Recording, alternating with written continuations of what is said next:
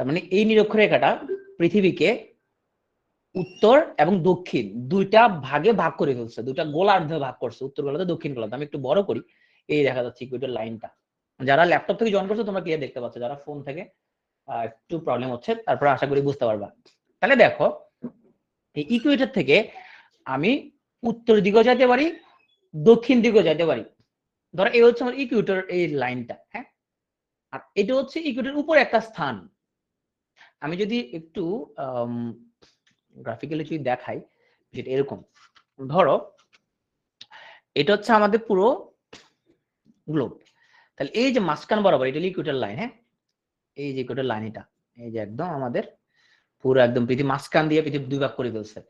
তো এইখানে একটা জায়গা, ধরো এই একটা জায়গা, তাহলে এটার সাথে ইকুয়েটর যেটা ছিল তার সাথে কণিক দূরত্ব কত? এই যে কণিক দূরত্ব, এটাকে বলা হয় অক্ষাংশ, দিস কল অক্ষাংশ। তার মানে আমরা ইকুয়েটর লাইন থেকে আমরা উত্তর দিকে যেতে পারি, দক্ষিণ দিকে যেতে পারি। উত্তর দিকে গেলে উত্তর অক্ষাংশ, দক্ষিণ দিকে গেলে দক্ষিণ অক্ষাংশ। তাহলে দেখো এই যে ইকুয়েটর লাইনটা নিরক্ষরেখা, তাহলে এটির উপর দেখো 10 ডিগ্রি নর্থ, এই লাইনটা এটা পুরোটা 10 ডিগ্রি নর্থ। এই যে আমরা যে দেখতে পাচ্ছি এটা পুরোটা কি 10 ডিগ্রি নর্থ। তাহলে অক্ষরেখার সাথে নিরক্ষরেখার সাথে সমান্তরাল যে রেখাগুলো টানবো, এরা সবাই এখানে যারা যারা আছে, যে মাউস নাড়াচ্ছি আমি, এই যে মাউস যেখানে যেখানে যাচ্ছে এটা পুরোটা হচ্ছে আমার 10 ডিগ্রি উত্তর অক্ষাংশ। এরকম আমি যেতে যেতে এই যে দেখো উপরে দেখো এই যে 50 degree north, 70 degree north, 80 degree north, এরকম গেলে 90 ডিগ্রি নর্থে গেলে কি পাবো বলতো? এই দেখো এইখানে এলে এটা হচ্ছে 90 ডিগ্রি নর্থ, তার মানে উত্তর মেরুতে আমরা পৌঁছে যাব। একইভাবে আমরা ইকুয়েটর লাইন থেকে আমরা যদি 10 ডিগ্রি দক্ষিণ, 20 ডিগ্রি, 30 ডিগ্রি যেতে যেতে আমরা যদি 90 ডিগ্রি দক্ষিণে চলে আসি, এই যে চলে আসছে আমরা 90 ডিগ্রি দক্ষিণে, এটা হচ্ছে দক্ষিণ মেরু। এখন আমরা এখানে আরো কিছু লাইন দেখি এখানের মধ্যে। তাহলে দেখো, তাহলে ইকুয়েটর থেকে আমরা উত্তর বা দক্ষিণ দিকে গেলে এগুলো হলো অক্ষরেখা বলে, অক্ষাংশ বলে এগুলাকে, হ্যাঁ, কোন আমাদের স্থানের যে লোকেশন তাকে বলে অক্ষাংশ। এবার আমরা দেখি উত্তর মেরু দক্ষিণ মেরু ভেদ করে এই যে আরো কিছু রেখা দেখতেছি, এই যে একদম আড়াআড়ি কিছু রেখা দেখা যাচ্ছে, উত্তর মেরু থেকে শুরু হয়ে একদম দক্ষিণ মেরু পর্যন্ত চলে আসছে, উত্তর মেরু থেকে শুরু করে দক্ষিণ মেরুর দিকে চলে আসছে, যারা তোমার সমঅক্ষরেখাকে ওরা 90 ডিগ্রি অ্যাঙ্গেলে ওরা ক্রস করে, লম্বভাবে ক্রস করে। এই যে রেখাগুলো, এই যে এগুলো দেখতে পাচ্ছ, এই যে একদম উত্তর মেরু থেকে শুরু করে এই যে দক্ষিণ মেরু পর্যন্ত চলে গেছে, এগুলোকে বলা হয় দ্রাঘিমা রেখা। হ্যাঁ, তাহলে আমরা দ্রাঘিমা রেখা আর অক্ষরেখাটা বুঝতে পারছো কিনা বলো, কারা কারা বুঝতে পারছো?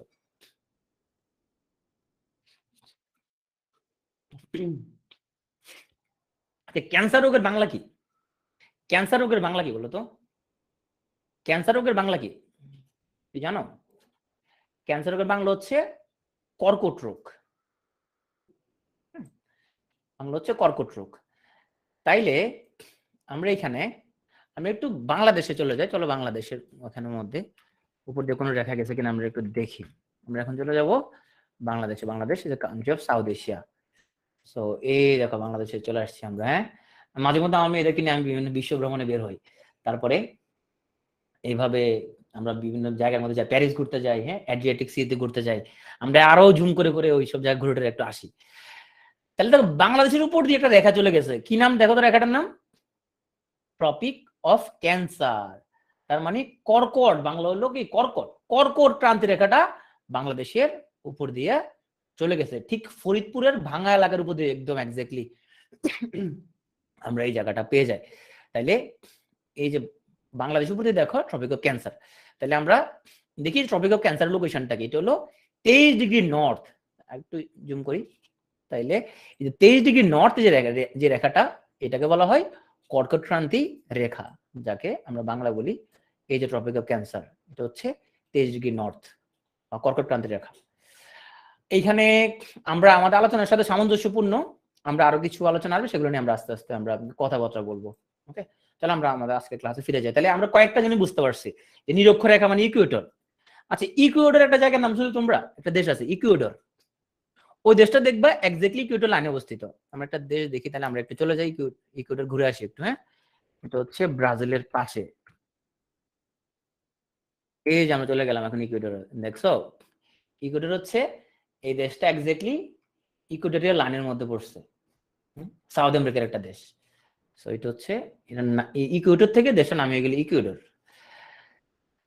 একটা মজার বিষয় দেখো, ধরো কেউ বাংলাদেশ থেকে সে পূর্ব দিকে যাত্রা শুরু করলো। আচ্ছা, আমরা উপর দিকে গেলে হচ্ছে উত্তর, নিচের দিকে গেলে দক্ষিণ, আর এতে ডানে গেলে এটা হলো পূর্ব, বামে গেলে হচ্ছে পশ্চিম। তাহলে আমরা যে বাংলাদেশটা বের করলাম, আমরা আবার একটু বাংলাদেশে যাই। তো কেউ যদি মনে করে যে সে হচ্ছে তোমার বাংলাদেশ থেকে পূর্ব দিকে যাওয়া শুরু করবে, তুমি জানো বাংলাদেশ থেকে পশ্চিম দিকে গেলে কিন্তু আলটিমেটলি আমেরিকা পৌঁছে যাবে। পূর্ব দিকে গেলে কি হবে দেখো, কে চিন্তা করলো যে সে হচ্ছে নিরুদ্দেশ হয়ে যাবে, সে পূর্ব দিকে চলে যাবে। সে তাহলে দেখো কই যাবে, এই যে পূর্ব দিকে গেল, পূর্ব দিকে যাওয়ার পর কোথায় চলে আসবে, সে চলে আসলো প্রশান্ত মহাসাগরে চলে আসলো। যেতে যেতে যেতে যেতে একটা সময় কই চলে আসবে, একটা সময় দেখো এই যে আরো গেল যেতে যেতে একটা সময় সে চলে আসবে আমেরিকাতে চলে আসবে। হ্যাঁ, একটা সময় আমেরিকাতে চলে আসবে। পশ্চিম দিয়ে গেলে সেম ঘটনাটা ঘটবে, সে যেদিকে যাবে যাক, একসময় আমেরিকাতে চলে আসবে। যেহেতু পৃথিবী হচ্ছে এরকম গোল। তো চলো আমাদের আজকে ক্লাসে ফিরে যাই। আজকে আমাদের টপিক হচ্ছে ভূগোলের অধ্যায় 4, বাংলাদেশ ও বৈশ্বিক পরিবেশ পরিবর্তন। এখানে আমরা আবহাওয়া জলবায়ু নিয়ে কথা বলবো, আবহাওয়া এবং জলবায়ুকে প্রভাবিত করে কোন কোন ফ্যাক্টর সেটা নিয়ে কথা বলবো। তারপরে এই যে আবহাওয়া এবং জলবায়ুর কি কি প্রভাব আছে সেটা নিয়ে আমরা কথাবার্তা বলবো। এই চ্যাপ্টারটা অত্যন্ত গুরুত্বপূর্ণ। আমরা দেখে আসি এখান থেকে কি কোশ্চেন আসে। চ্যাপ্টার থেকে একটা কোশ্চেন আসবে, দুটা কোশ্চেন আসতে পারে। বাংলাদেশের 6 ঋতুর সঠিক অনুক্রম কোনটি? এটা অবশ্য খুব একটু সহজ কোশ্চেন হয়ে গেছে বেশি। 41তম আসছে মধ্যম উচ্চতার মেঘ কোনটি? তাহলে আমরা বিভিন্ন উচ্চতার মেঘগুলো পড়তে হবে, যে কোন উচ্চতার মেঘ কি নাম, এটা আমাদের অবশ্যই পাওয়া লাগবে। একই পরিমাণ বৃষ্টিপাত অঞ্চল সমূহকে যে কাল্পনিক রেখার সাহায্যে দেখানো হয় তার নাম। তার মানে কিছু কাল্পনিক রেখার নাম আমাদেরকে পড়তে হবে। তার মানে এটা দুটো বিশেষ আসছে, মানে খুবই গুরুত্বপূর্ণ, কিছু কাল্পনিক রেখা। তার 45তম বিশেষ আসছে কোনটা জলবায়ুর উপাদান নয়, আর বাংলাদেশের জলবায়ু কি ধরনের। 37তমতে আসছে নিম্নের কোন নিয়ামকটি একটি অঞ্চল বা দেশের জলবায়ু নির্ধারণ করে না। মানে কোন কোন আমাদের এলিমেন্ট জলবায়ুকে ইম্প্যাক্ট করে, এই কোশ্চেনটা আসছে। বাংলাদেশের বার্ষিক সর্বোচ্চ গড় বৃষ্টিপাত নিম্নের কোন স্টেশনে রেকর্ড করা হয়, বৃষ্টিপাত রিলেটেড। 36তমতে আসছে উষ্ণতম স্থানের নাম। তার মানে আমাদের অবশ্য ঠান্ডা স্থানও পড়তে হবে, উষ্ণতম স্থান যেহেতু চলে আসছে। গ্রিন ক্লাইমেট ফান্ড বিশ্বের দেশগুলোর জন্য কি পরিমাণ অর্থ মঞ্জুর করছে, একটা কোশ্চেন আসছে। বিশ্ব ব্যাংকের একটা ভবিষ্যৎবাণী অনুযায়ী কি ধরনের প্রভাব আছে। তো বিশ্বব্যাংক যেহেতু পরীক্ষা আসছে, আমরা অন্যান্য সংস্থাগুলোর প্রভাবটা তার নিশ্চয় আমাদেরকে পড়তে হবে। আমরা প্রিভিয়াস ইয়ারের কোশ্চেন দেখে, তবে কিসের স্রোতে নদী খাত গভীর হয়, আমরা প্রিভিয়াস ইয়ারের কোশ্চেন গুলো দেখে বুঝতে পারলাম যে আমাদের আজকে কি কি জিনিস পড়তে হবে। তাহলে আমরা আজকে মূলত কি পড়বো, যে ঋতুগুলোর নামটাম পড়বো, মেঘের উচ্চতা অনুযায়ী মেঘের শ্রেণী বিভাগ পড়বো, বৃষ্টিপাত পড়বো, জলবায়ুর উপাদান পড়বো, তারপরে আমাদের জলবায়ু পরিবর্তন প্রভাবটা পড়বো। তো চলো আমরা আজকে চলে যাই। আচ্ছা, আমরা একটু আগে যেটা বলছিলাম সেটা একটু ব্যাখ্যা করে আরেকটু। তাহলে এই হচ্ছে আমাদের উত্তর মেরু, এ হচ্ছে দক্ষিণ মেরু। এই যে রেখাটা দেখা যাচ্ছে, এই লাইনটার নাম কি বলছিলাম, ইকুয়েটর, তাই না? এটা হচ্ছে নিরক্ষরেখা বা বিষুব রেখা। আর বাংলাদেশের উপর দিয়ে যে রেখাটা যায় 23.5 ডিগ্রি নর্থ, এটাকে বলা হয় কর্কট ক্রান্তি রেখা। আর 23.5 ডিগ্রি সাউথ, এটা বলা হয় ট্রপিক অফ ক্যাপ্রিকর্ন বা মকর ক্রান্তি রেখা। তাহলে দেখো এই হচ্ছে মকর ক্রান্তি, এই হচ্ছে কর্কট ক্রান্তি। ভূগোল পড়ার সময় অলওয়েজ ম্যাপটা রাখবা সামনে। এখন তো ম্যাপ দেখার জন্য তোমাকে ম্যাপ কেনার দরকার নাই, তুমি গিয়ে গুগলে সার্চ দিবা গুগল আর্থ। তুমি যদি গুগল আর্থ লেখা সার্চ দাও, তাহলে তুমি একদম দুনিয়ার যে কোনো জায়গায় তুমি যেতে পারবে। কিন্তু তোমার যদি ইচ্ছা হয় তুমি সিঙ্গাপুরে যে একটা চা খাই আসতে পারবা, তুমি এক কাপ চা খাই আসতে পারবা। আমি একটু চা খাই নিই, তোমার সামনে কারো চা থাকলে তোমরা খাইতে পারো, কোনো সমস্যা নেই। আবহাওয়া হচ্ছে কোন স্থানের প্রতিদিনের মানে একদিনের তাপমাত্রা, চাপ এবং আর্দ্রতা। তার মানে আমরা প্রত্যেক দিনের যদি গড় তাপমাত্রা, চাপ, আর্দ্রতা বের করি তাকে বলে আবহাওয়া। আবহাওয়াটা হচ্ছে নাতিশীতোষ্ণ, মানে 9 শীত 9 উষ্ণ, নাতিশীতোষ্ণ। উৎসব হারছো না, তুমি বিয়ে করছো নাকি? বিয়ে করলে তোমার বউকে বলো তোমার এখন রিয়েল চা বানা দিবে, বিয়ে করলে সুবিধা আছে অনেক। আচ্ছা, আবার কেউ যদি ফেমিনিস্ট থাকে আবার আমার উপর খেপে যাবে, ওরা বলবে যে আবার আপনি এটা কি বললেন, আপনি যে ভোরাতে চা বানাবো, আমরা কি চা বানানোর জন্য বিয়ে করছো নাকি? হ্যাঁ, তাহলে ওরা আবার উত্তেজিত যাবে না। আমি তোমাদের বলি নাকি, অন্যদেরকে বলছি, অন্য মেয়েরা। এখন আসলে জলবায়ু। তা জলবায়ু মানে হচ্ছে 30 থেকে 40 বছরের গড় আবহাওয়া। হ্যাঁ, অনেক লম্বা সময় ধরে আমরা যদি গড় করি তাকে বলা হয় জলবায়ু। আমার জলবায়ু হচ্ছে সমভাবাপন্ন, মানে আমাদের এটা খুব বেশি তোমার ধরো চেঞ্জ হয় না এরকম আর কি। জলবায়ুর উপাদানগুলো কি? আচ্ছা, উপাদান মানে হচ্ছে একটা জিনিস কি কি এলিমেন্ট দ্বারা তোমার ফর্ম হয়, এটা হলো উপাদান। আর নিয়ামক মানে হচ্ছে কে কে তাকে প্রভাবিত করতে পারে। উপাদান হলো তার ইন্টারনাল, তার ভিতরগত জিনিস। আর নিয়ামক হচ্ছে এক্সটার্নাল, মানে বাইরে থেকে তারা কে কে প্রভাবিত করতে পারে। তাইলে বায়ুর তাপ, বায়ুর চাপ, বায়ু প্রবাহ, বায়ুর আর্দ্রতা, তারপরে বৃষ্টিপাত, এগুলা দিয়ে জলবায়ু গঠিত। জলবায়ুর মধ্যে এগুলো আছে। আমি জলবায়ুর কথা বললে বলতে হবে একটা স্থানের বায়ুর তাপ কত, চাপ কত, বায়ু প্রবাহ কত, বায়ুর আর্দ্রতা কত, বৃষ্টিপাত কেমন, আর কি কি জিনিস আমাদের জলবায়ুকে প্রভাবিত করে। তাহলে আমরা দেখব ওই স্থানটার লোকেশন, অক্ষাংশ কি, তার উপর কিন্তু ডিপেন্ড করবে ওখানে বৃষ্টিপাত কেমন, তাপমাত্রা কেমন, এগুলো ডিপেন্ড করবে। যেমন ইকুয়েটরিয়াল লাইন যেটা একদম মাঝখান বরাবর, ওইখানে সূর্য কেমন তাপ দিবে, একদম খাড়া, তাই না, একদম খাড়া মাথার উপরে। কিন্তু উত্তর মেরু দক্ষিণ মেরুর দিকে কি হবে, ওইদিকে গেলে সূর্যের কিন্তু তাপ বেশি পৌঁছায় না, তার মানে ওখানে কিছুটা ঠান্ডা।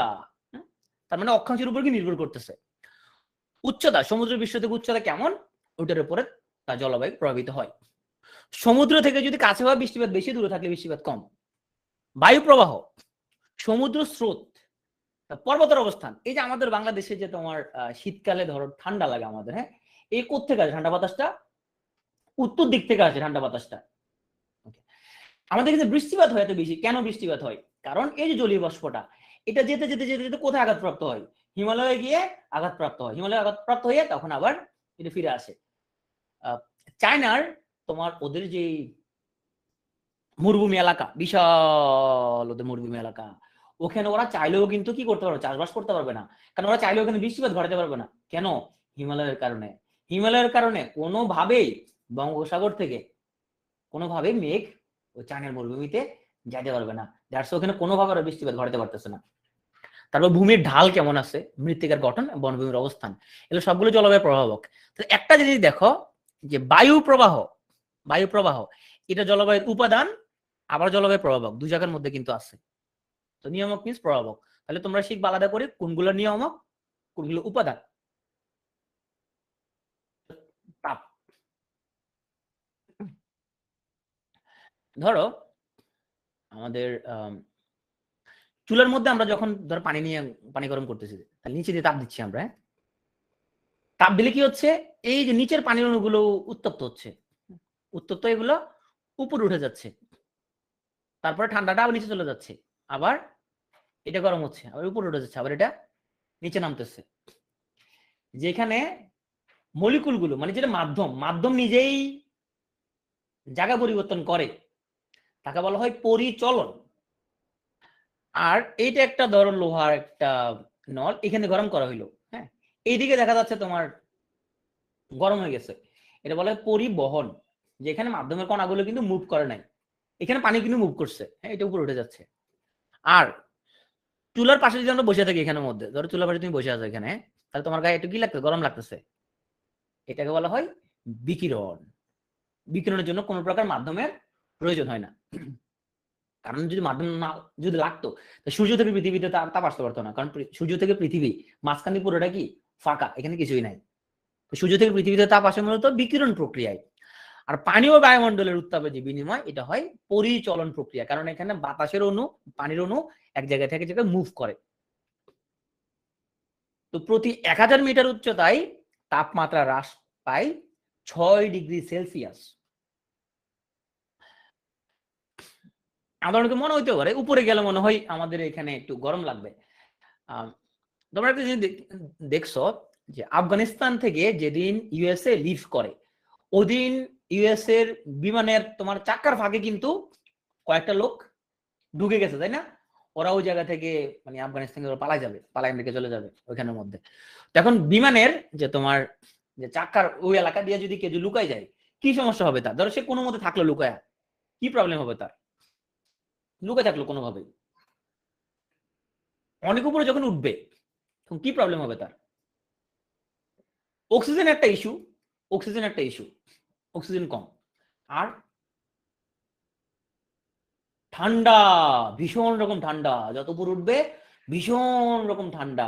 পৃথিবীতে এখন পর্যন্ত অনেক মানুষ কিন্তু এরকম, আর তোমার যে বিমানের চাক্কার ওইখান দিয়ে লুকায় কিন্তু এক দেশ থেকে এক দেশে গেছে, কিন্তু যে কয়জন গেছে তার মধ্যে ম্যাক্সিমাম মারা গেছে। এটা যে কয়জন বেঁচে গেছে সেটা হচ্ছে ওরা খুব অদ্ভুত ভাবে ওদের বডি শীত নিদ্রায় চলে গেছে ঠান্ডায়, তার মানে বডি সব মেটাবলিজম অফ হয়ে গেছে, তার ফলে ওরা মরে নাই, মানে অক্সিজেনের চাহিদা কমে গেছে, সে এমনি ছিল। পরে যখন ল্যান্ড করছে তখন তাকে হাসপাতালে নিয়ে ট্রিট করা হয়েছে, খুব মানে বেশি না, খুব রেয়ার ইভেন্ট, এরকম বাঁচে নাই। তাহলে 1000 মিটার উচ্চতায় তাপমাত্রা হ্রাস পায় 6 ডিগ্রি সেলসিয়াস, তার মানে আমরা যদি 2000 মিটার উপর উঠি 12 ডিগ্রি কমে যাবে, 3000 উঠলে 18 ডিগ্রি কমে যাবে। চাকার ফোল্ড হয়ে চ্যাপ্টা হয় নাই, না না ওইখানে তো স্পেস আছে, আগে দিয়ে লুকোনো স্পেস আছে। আসো বায়ুর চাপ।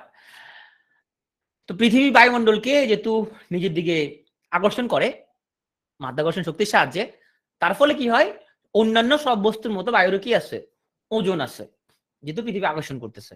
বায়ুর এই ওজনকে বলা হয় বায়ু চাপ। বায়ু চাপ মাপার বিভিন্ন একক আছে, একটা একক হচ্ছে প্যাসকেল, যে সায়েন্টিস্ট আবিষ্কার করছিল। তারপরে বার, মিলিবার, লেখা এই যে বার, হ্যাঁ বার, মিলিবার, একবার হচ্ছে 1000 মিলিবার। অনেকগুলো এককে আমরা বায়ুচাপ মাপতে পারি। এই ধরনের মেশিন দিয়ে বায়ুচাপ মাপা হয়, এই মেশিনটা বলা হয় ব্যারোমিটার। এই ব্যারোমিটারের মধ্যে এক একটা সিস্টেম এক এক রকমের, এখানের মধ্যে পারদ দেওয়া আছে, এই যেমন পারদ দেয়া এখানের মধ্যে, তার ফলে এখানের মধ্যে তাহলে বায়ুচাপের কারণে পারদের দৈর্ঘ্য কি হবে, পরিবর্তন হবে, যেখানে বায়ুচাপ বেশি সেখানে পারদের দৈর্ঘ্য কমে যাবে। এটার উপর বেস করে একটা মিটার বানানো হয়েছে, এই মিটারের নাম হচ্ছে মার্কুরিয়াল ব্যারোমিটার। মার্কারের সাহায্যে এই ব্যারোমিটারটা বানানো হয়েছে। আর এইটাও এক ধরনের ব্যারোমিটার, যেটা হচ্ছে একদম ইলেকট্রিক ব্যারোমিটার। তাহলে বায়ুমণ্ডলের চাপ মাপা যন্ত্রের নাম হচ্ছে ব্যারোমিটার। এখন আমরা একটু বায়ু প্রবাহ দেখি। তাহলে আমরা যদি দেখি ধরো সমুদ্রের মধ্যে বায়ু আছে, তো তাপের কারণে কি হইলো, ধরো নিচের উপরের বায়ুটা এটা কিছুটা আমরা জানি ঠান্ডা থাকতেছে, নিচের বায়ুটা গরম, তাহলে নিচের গরম বায়ুটা উপরের দিকে উঠে গেল, আস্তে আস্তে ওই জায়গাটা ফাঁকা হয়ে যাবে, নিম্ন চাপ সৃষ্টি হবে ওই জায়গার মধ্যে। তাহলে এই নিম্ন চাপটা ফিল আপ করবে কে, স্থলভাগ থেকে প্রচন্ড বেগে বায়ু গিয়ে ওই জায়গাটা ফিল আপ করবে, ইহাকে বলা হয় নিম্নচাপ। তোমরা রেডিও টেলিভিশনে মাঝে মধ্যে শুনবা যে বঙ্গোপসাগরের মধ্যে নিম্নচাপ সৃষ্টি হয়েছে। তা নিম্নচাপ যখন, তাহলে এই যে সমুদ্রের মধ্যে কি হলো, এখানের মধ্যে বাতাস গরমের উপর দিকে উঠে গেল, বায়ুচাপ কমে গেল, স্থলভাগ থেকে প্রচন্ড বেগে এখানে বাতাস গেল, এই বাতাস কি হবে, এখানের মধ্যে ঘুরতে থাকবে ঘুরতে থাকবে ঘুরতে থাকবে, এটাকে বলা হয় নিম্নচাপ সৃষ্টি হয়েছে। একটা সময় বাতাসের লগে লগে পানিও ঘুরবে পানিও ঘুরবে পানিও ঘুরবে, হ্যাঁ এই যে জলীয় বাষ্প আসতেছে, একদম আস্তে আস্তে এইটা ঘুরতে ঘুরতে ঘুরতে ঘুরতে স্থলভাগের দিকে অগ্রসর হবে, তখন আমরা বলি সাইক্লোন, হ্যাঁ স্থলভাগের দিকে অগ্রসর হবে, একদম পায়না টেনে লইয়া স্থলভাগের দিকে চলে আসবে, ঘূর্ণিঝড় বলি আমরা তখন। তো বিজ্ঞানী ফেরেল সে একটা কথা বলছিল, সে বলছে যে এটা প্রথম বাইর করছে সে, যে আহ্নিক গতির কারণে যে পৃথিবী যে ঘুরতে নিজের কক্ষপথে ঘুরতেছে পৃথিবী সবসময়, এই আহ্নিক গতির কারণে উত্তর গোলার্ধে বায়ু প্রবাহটা ডান দিকে, দক্ষিণ গোলার্ধে বাম দিকে বেঁকে যায়। নাহলে ধর পৃথিবী ঘুরতেছে, হ্যাঁ বাতাস পৃথিবী থেকে ছুটে ধরে চলে গেল একদিকে, তাহলে তো ভয়ঙ্কর নেচার ঘটনা ঘটতো না। আমরা জানি পৃথিবী ঘুরলেও কিন্তু বাতাস কিন্তু কি হচ্ছে, পৃথিবীর লগে লগে থাকতেছে। দক্ষিণ মেরুতে সে আমরা দক্ষিণ গোলার্ধে বাম দিকে বেঁকে যায়, উত্তর গোলার্ধে ডান দিকে বেঁকে যায়, বেঁকে পৃথিবীর লগে সে জড়ায় থাকে, নাহলে ছুটে গেল পৃথিবী থেকে, তাহলে তো আমরা কি বাঁচতাম না। আমরা কয়েকটা বায়ু প্রবাহের নাম পড়বো, নিয়ত বায়ু, স্থানীয় বায়ু, মৌসুমী বায়ু এবং সমুদ্র এবং স্থলবায়ু। নিয়ত বায়ু কি জিনিস, নিয়ত মানে হচ্ছে যেটা কখনো চেঞ্জ হয় না, দিক চেঞ্জ হয় না, তো সারা বছর একই দিকে প্রবাহিত হয়, ইহাকে বলা হয় নিয়ত বায়ু। এই নিয়ত বায়ু 3 প্রকারের, নাম হলো অয়ন বায়ু, পশ্চিমা বায়ু এবং মেরু বায়ু। আজকে যে ভূগোল ক্লাসটা, এই ভূগোল ক্লাসের মধ্যে যত রকম টার্ম আছে ম্যাক্সিমাম মানুষ মানে মানুষ যে নাম বাইর করছে মোটামুটি এখানের মধ্যে অয়ন, হ্যাঁ নিয়ত নাম নাই, আমরা সামনে আরো মানুষের নাম পাবো, ভৌগোলিক টার্ম থেকে মানুষ নাম বাইর করছে দেখা যাচ্ছে অনেক। তাহলে নিয়ত বায়ু, অয়ন বায়ু, পশ্চিমা বায়ু এবং মেরু বায়ু। তাহলে আমরা যদি নিয়ত বায়ুগুলো আলাদা আলাদা করে পড়ি, চলো। আয়ন বায়ু বাণিজ্য বায়ু। তো একটা সময় যখন জাহাজ চলাচল করত তখন তো কোনো ইঞ্জিন ছিল না, তখন পালতোলা জাহাজ ছিল। এই পালতোলা জাহাজগুলো ওরা মূলত বাতাসের দিকের সাথে পালটা তুলে দিত, পালের মধ্যে হাওয়া লাগতো, ওই হাওয়ার বলে কিন্তু জাহাজগুলো চলতো। অয়ন বায়ু বা বাণিজ্য বায়ু এর নামটা এখান থেকে আসছে। বাণিজ্য মিন্স যে বাণিজ্য জাহাজগুলো যে বায়ুকে অবলম্বন করে চলতো। তো এই অয়ন বায়ু নিরক্ষরেখা মানে মাঝখানে অত্যধিক তাপে উষ্ণ হালকা হয়ে ঊর্ধ্বে উঠে যায়। সো ঊর্ধ্বে উঠে কি হয় এটার মধ্যে নিরক্ষীয় অঞ্চলের উত্তর দক্ষিণে 5 অক্ষাংশ পর্যন্ত একটা শান্ত বলয় ক্রিয়েট করে, নিরক্ষীয় শান্ত বলয় নামে পরিচিত। আমরা দেখি জিনিসটা, এই দেখো তাহলে দেখো এই হচ্ছে আচ্ছা এলো ইকুয়েটোরিয়াল জোন, এই দেখো মাঝখানে জায়গাটা। তাহলে এখানে কি হচ্ছে এই দেখো এটার এইদিকে 5 ডিগ্রি এইদিকে 5 ডিগ্রি, এখানে সে একটা জোন ক্রিয়েট করতেছে। যে জোনের মধ্যে এই জোনটা কিভাবে ক্রিয়েট হইলো, এখানের মধ্যে বাতাসটা তাপে হালকা হয়ে উপরের দিকে উঠে গেল, উঠে এখানের মধ্যে একটা নিরক্ষীয় শান্ত বলয় ক্রিয়েট করে। এই যে জায়গাটা, এই জায়গাটার মধ্যে হচ্ছে এই যে ট্রেড, এটা বলা নিরক্ষীয় শান্ত বায়ু। ট্রেড মানে হচ্ছে বাণিজ্য বায়ু বা আয়ন বায়ু। হাত তুলছো কে, কমেন্টে প্রশ্ন করো। এবার আমরা দেখি পশ্চিমা বায়ু, এই যে এখানে দেখা যাচ্ছে পশ্চিমা বায়ু, এই যে ওয়েস্টার্ন লাইন্স, হ্যাঁ ওয়েস্টার্ন আমরা সামনে আবার দেখবো। পশ্চিমা বায়ু হচ্ছে এটা উত্তর গোলার্ধে দক্ষিণ পশ্চিম দিক থেকে এবং দক্ষিণ গোলার্ধে উত্তর পশ্চিম দিক থেকে প্রবাহিত হয়। আমরা একটু দেখি, দেখো দেখো আমাদের এই দেখো এখান থেকে প্রবাহিত হচ্ছে সে, এই যে এখান থেকে প্রবাহিত হচ্ছে, এই যে আমরা প্রবাহিত হচ্ছে এখানের মধ্যে। তাহলে এটা হচ্ছে আমাদের উত্তর গোলার্ধ, এটা হচ্ছে উত্তর গোলার্ধ, এটা হচ্ছে আমাদের দক্ষিণ গোলার্ধ। তাহলে এই যে উত্তর গোলার্ধে সে কোথায় প্রবাহিত হচ্ছে, এটা কোন দিক, এটা কোন দিক, এটা হচ্ছে দক্ষিণ পশ্চিম, এই যে কর্নারটা, হ্যাঁ তাহলে সে দক্ষিণ পশ্চিম দিক থেকে কি হচ্ছে প্রবাহিত হচ্ছে। আর এই এখান থেকে সে কি দেখো, এই যে এখান থেকে সে কিভাবে প্রবাহিত হচ্ছে, দেখো তার দিকটা, এই দেখো তার দিকটা এই প্রবাহিত হচ্ছে। তার মানে এই দিকটা হচ্ছে আমরা কি বলতে পারবো, এই দিকটা হচ্ছে উত্তর উত্তর পশ্চিম। তাহলে আসো এই পশ্চিমা বায়ু উত্তর গোলার্ধে দক্ষিণ পশ্চিম দিক থেকে আর আমাদের উত্তর গোলার্ধে উত্তর পশ্চিম দিক থেকে প্রবাহিত হয়।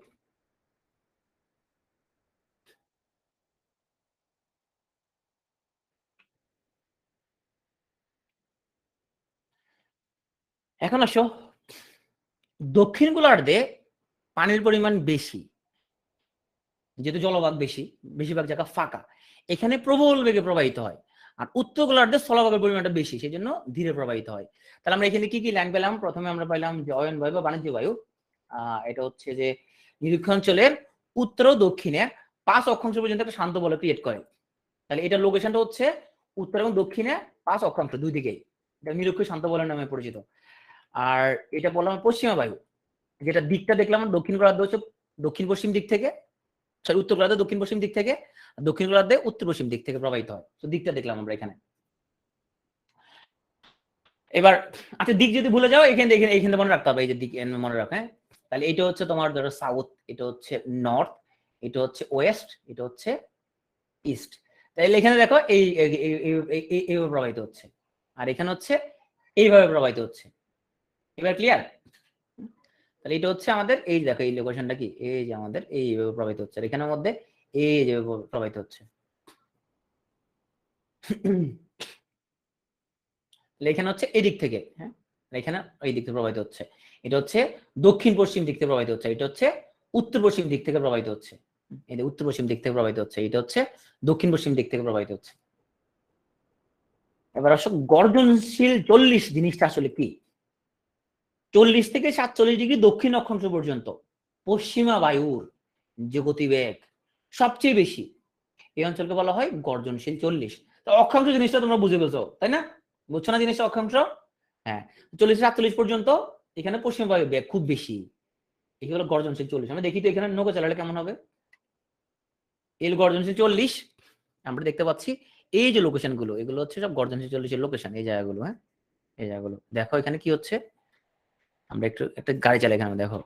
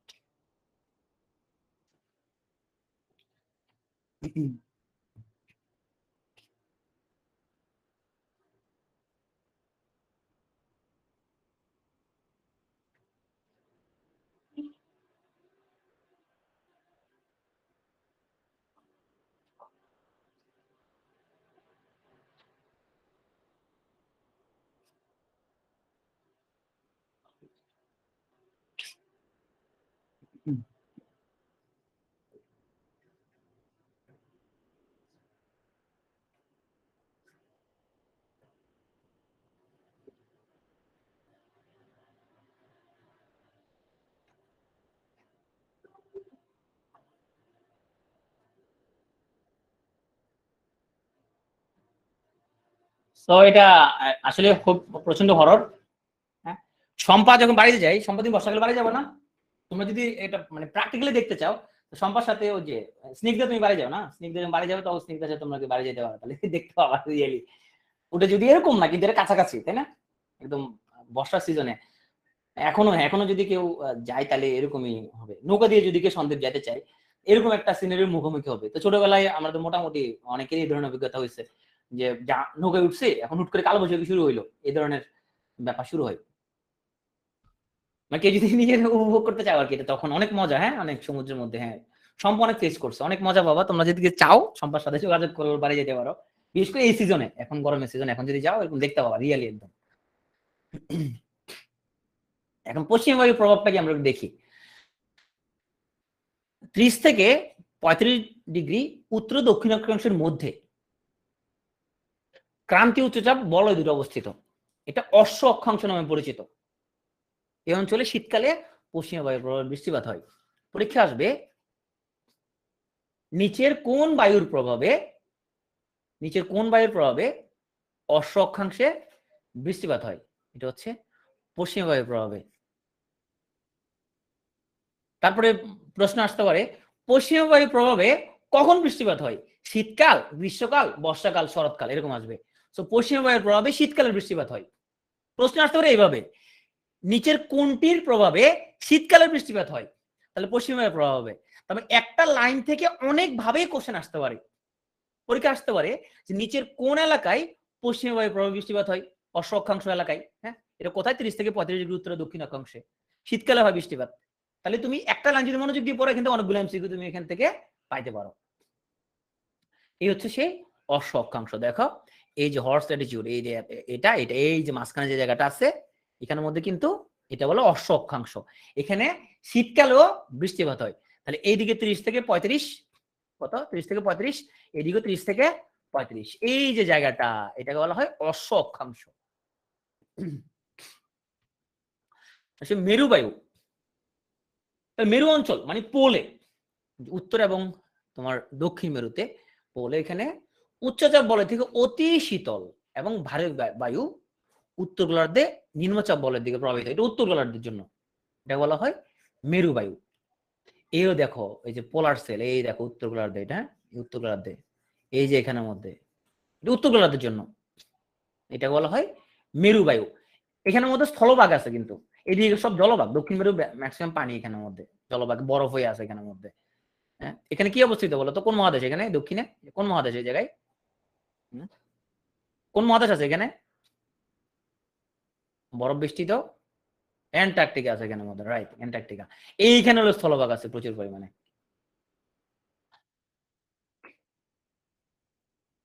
স্থানীয় বায়ু, আমার এক ফ্রেন্ডকে আমি শীতকালে সন্দেহ নিয়েছিলাম। শীতকালে তো তোমার ধরো তেমন একটা সমস্যা নাই, ও শীতকালে কান্নাকাটি শুরু করছে স্পিডবোটে উঠে। আমি বলি কি তুই কান্নাকাটি করতেছিস কেন, এখন তো নর্মাল। বর্ষাকালে আসলে তো অবস্থা খারাপ হয়ে যেত। ওখানে শীতকালে এসে কান্নাকাটি শুরু করে দিছে। স্থানীয় বায়ু আসে, আমরা কি স্থানীয় বায়ুর নাম পড়ি, তো এটা মূলত তাপমাত্রার তারতম্যের কারণে হয়। যে তাপমাত্রা ধরো বেড়ে গিয়ে বাতাস তোমার ধরো লঘু হয়ে উপর দিকে উঠে গেল, ওই জায়গাটা ফাঁকা হয়ে এখানের মধ্যে একটা বায়ু প্রভাব বেড়ে গেলো, এগুলো বলে স্থানীয় বায়ু। কিছু স্থানীয় বায়ুর নাম আমরা পড়বো, তাহলে এগুলো একটু মুখস্থ করে ফেলতে হবে। তো ফ্রান্সের কেন্দ্রীয় মালভূমি থেকে প্রবাহিত হয় মিস্ট্রাল। মালভূমি জিনিসটা কি, ধরো এ হচ্ছে তোমার একটা পাহাড়, এই হচ্ছে আরেকটা পাহাড়, এই দুই পাহাড়ের মাঝখানে জায়গা আছে, এগুলো হলো মালভূমি। আর্জেন্টিনার উরুগুয়ের এখানে একটা স্থানীয় বায়ু, এর নাম হলো পাম্পেরু। মিশরের মধ্যে একটা স্থানীয় বায়ুর নাম হচ্ছে খামসিন। আর উত্তর আফ্রিকা দক্ষিণ ইতালিতে স্থানীয় বায়ুর নাম হচ্ছে সিরোক্কো। আমাদের ভারতীয় মহাদেশে যখন প্রচন্ড গরম, তখন আমরা কি বলি, লু হাওয়া বইতেছে, তাই না? প্রচন্ড গরমের সময় বলি লু হাওয়া বইতেছে। এটা হচ্ছে আমাদের এই অঞ্চলের জন্য স্থানীয় বায়ুর নাম, লু হাওয়া। খামচি দিলে চমৎকার হইতো, তখন মানুষ খামচি দিত না। তারপরে সাইমুম, সাইমুম ঝড়, ভয়ঙ্কর একটা ঝড়, এটা হলো আরব মালভূমিতে হয়। অ্যাড্রিয়াটিক সাগরের পূর্ব উপকূলে হয় বোরা।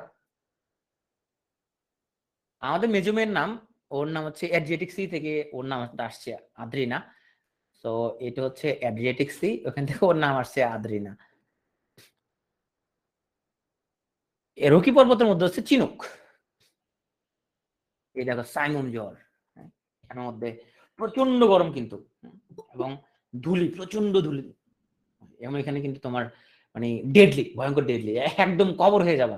আরিফেলের মধ্যে আমরা এটা দেখতাম যে একজনে মরুভূমির মধ্যে আছে, ভয়ঙ্কর তোমার সাইমুম ঝড় উঠে, ও একদম মরুভূমির মধ্যে কি হয়ে যায়, কবর হয়ে গেছে, আশপাশে বালি জমে কবর হয়ে যেত, ভয়ঙ্কর। এখন হচ্ছে মৌসুমী বায়ু। মৌসুম শব্দের অর্থ হচ্ছে ঋতু। সো ঋতু পরিবর্তনের সঙ্গে সঙ্গে যে বায়ু প্রবাহের দিক পরিবর্তিত হয় তাকে বলে মৌসুমী বায়ু। তাহলে বলতো যেই বায়ু প্রবাহের দিক পাল্টায় না ওটার কি বায়ু বলে? কমেন্টে লিখো সবাই। যেই বায়ু প্রবাহের দিক পাল্টায় না ওটাকে কি বায়ু বলে? নিয়ত বায়ু, রাইট। এই যে তোমরা ব্রিলিয়ান্ট হয়ে গেছো, তোমরা পারো দেখি যে। এখন দেখি আমরা এই মৌসুমী বায়ু দুটো শাখা পড়বো, একটা হলো আরব সাগরীয়, একটা বঙ্গোপসাগরীয়। বঙ্গোপসাগরীয় আমাদের এদিকে যেটা আছে, আরব সাগরীয় বঙ্গোপসাগরীয় দুইটা শাখায় বিভক্ত, আমরা দেখি। আরব সাগরীয় শাখাটা হচ্ছে পাকিস্তান এবং পশ্চিম ভারতে বৃষ্টিপাত ঘটায়। বঙ্গোপসাগর কিন্তু আরব সাগর থেকে আসছে, ওটা একটা পার্ট কিন্তু, হ্যাঁ, কানেক্টেড দুটাই। তাহলে আরব সাগরীয় শাখাটা পাকিস্তান এবং পশ্চিম ভারতে বৃষ্টিপাত ঘটায় মেইনলি। আর বঙ্গোপসাগরের যে শাখাটা ওটা মেইনলি বাংলাদেশ, মিয়ানমার, ভারতের পশ্চিমবঙ্গ, আসাম, মেঘালয়, মানে আমাদের এই এলাকার মধ্যে, হ্যাঁ। ও ভারত সাগর থেকে, হ্যাঁ বঙ্গোপসাগর ভারত সাগর, সরি আমি ভুল বলছি, ভারত সাগর থেকে, ভারত সাগর থেকে, আরব সাগর থেকে না, সরি ভুল বলছি।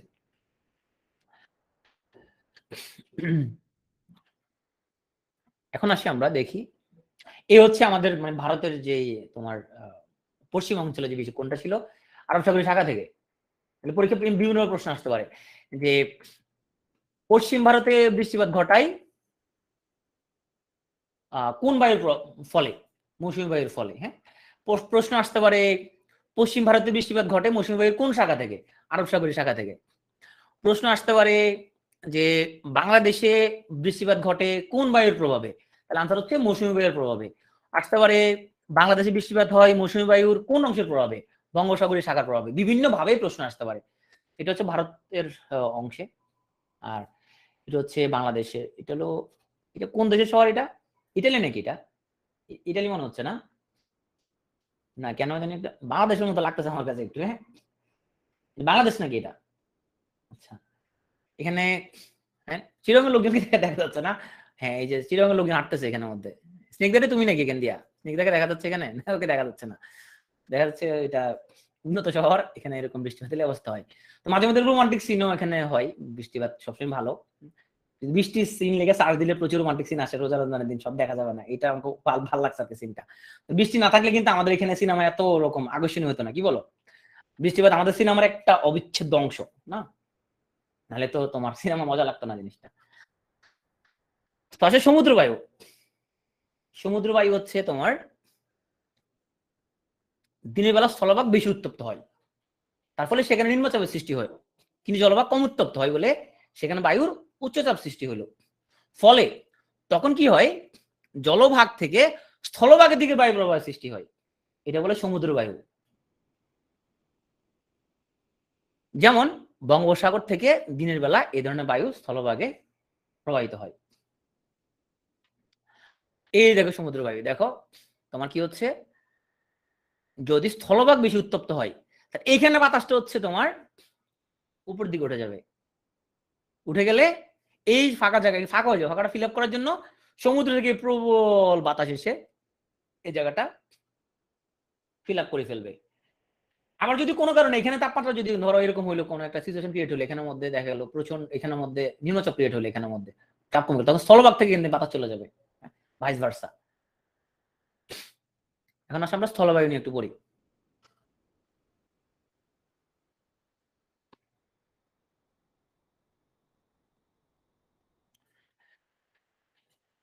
তাহলে স্থলবায়ু হচ্ছে ঠিক তার উল্টাটা।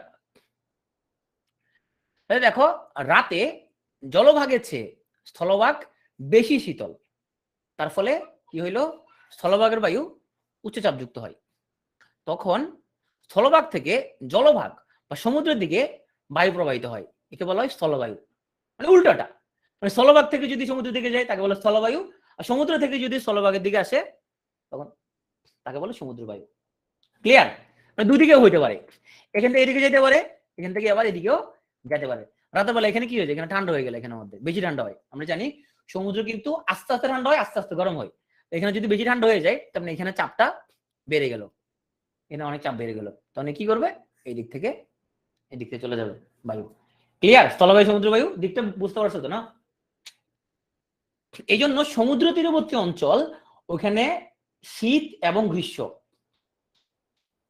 দুইটাই মোটামুটি তোমার একটু আরামদায়ক। শীতকালে ওখানে খুব বেশি শীত হয় না, আবার গরমকালে ওখানে খুব বেশি গরম হয় না।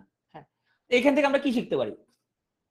শিখতে পারি মোটামুটি তোমার মানে তোমরা সবাই সমুদ্রের দিকে বিয়ে শাদী করার চেষ্টা ভাবনা করা উচিত, তাই না?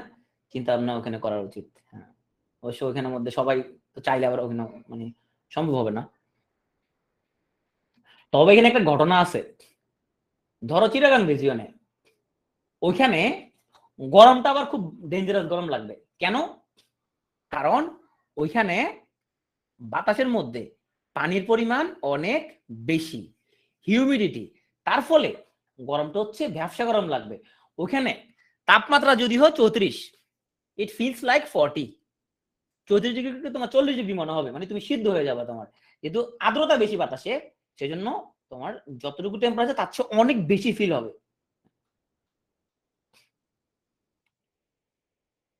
এবার আসো আমরা একটু বায়ুর আর্দ্রতা পড়ি। তাহলে আর্দ্রতা মানে হচ্ছে বাতাসে যে পানির কণা থাকে, জলীয় বাষ্প থাকে, ইহাকে বায়ুর আর্দ্রতা বলে বা হিউমিডিটি বলে। তো বায়ুতে জলীয় বাষ্পের পরিমাণ হচ্ছে 2.5%, না 2 থেকে 5%, সরি। এখন আসলে আমরা একটু দেখি যে আমরা কোন মেশিনের সাহায্যে আমরা চাইলে আর্দ্রতা পরিমাপ করতে পারি। এই মেশিনের নাম হলো হাইগ্রোমিটার। তাহলে হাইগ্রোমিটারের সাহায্যে আমরা আর্দ্রতা পরিমাপ করতে পারি। তোমরা একটু কমেন্টে লিখে বলো বায়ু চাপ আমরা কিসের মাধ্যমে পরিমাপ করতে পারি, কমেন্টে লিখে বলো সবাই। বায়ু চাপ কিসের মাধ্যমে পরিমাপ করতে পারি আমরা? বায়ু চাপ পরিমাপ করতে পারি আমরা ব্যারোমিটারের মাধ্যমে।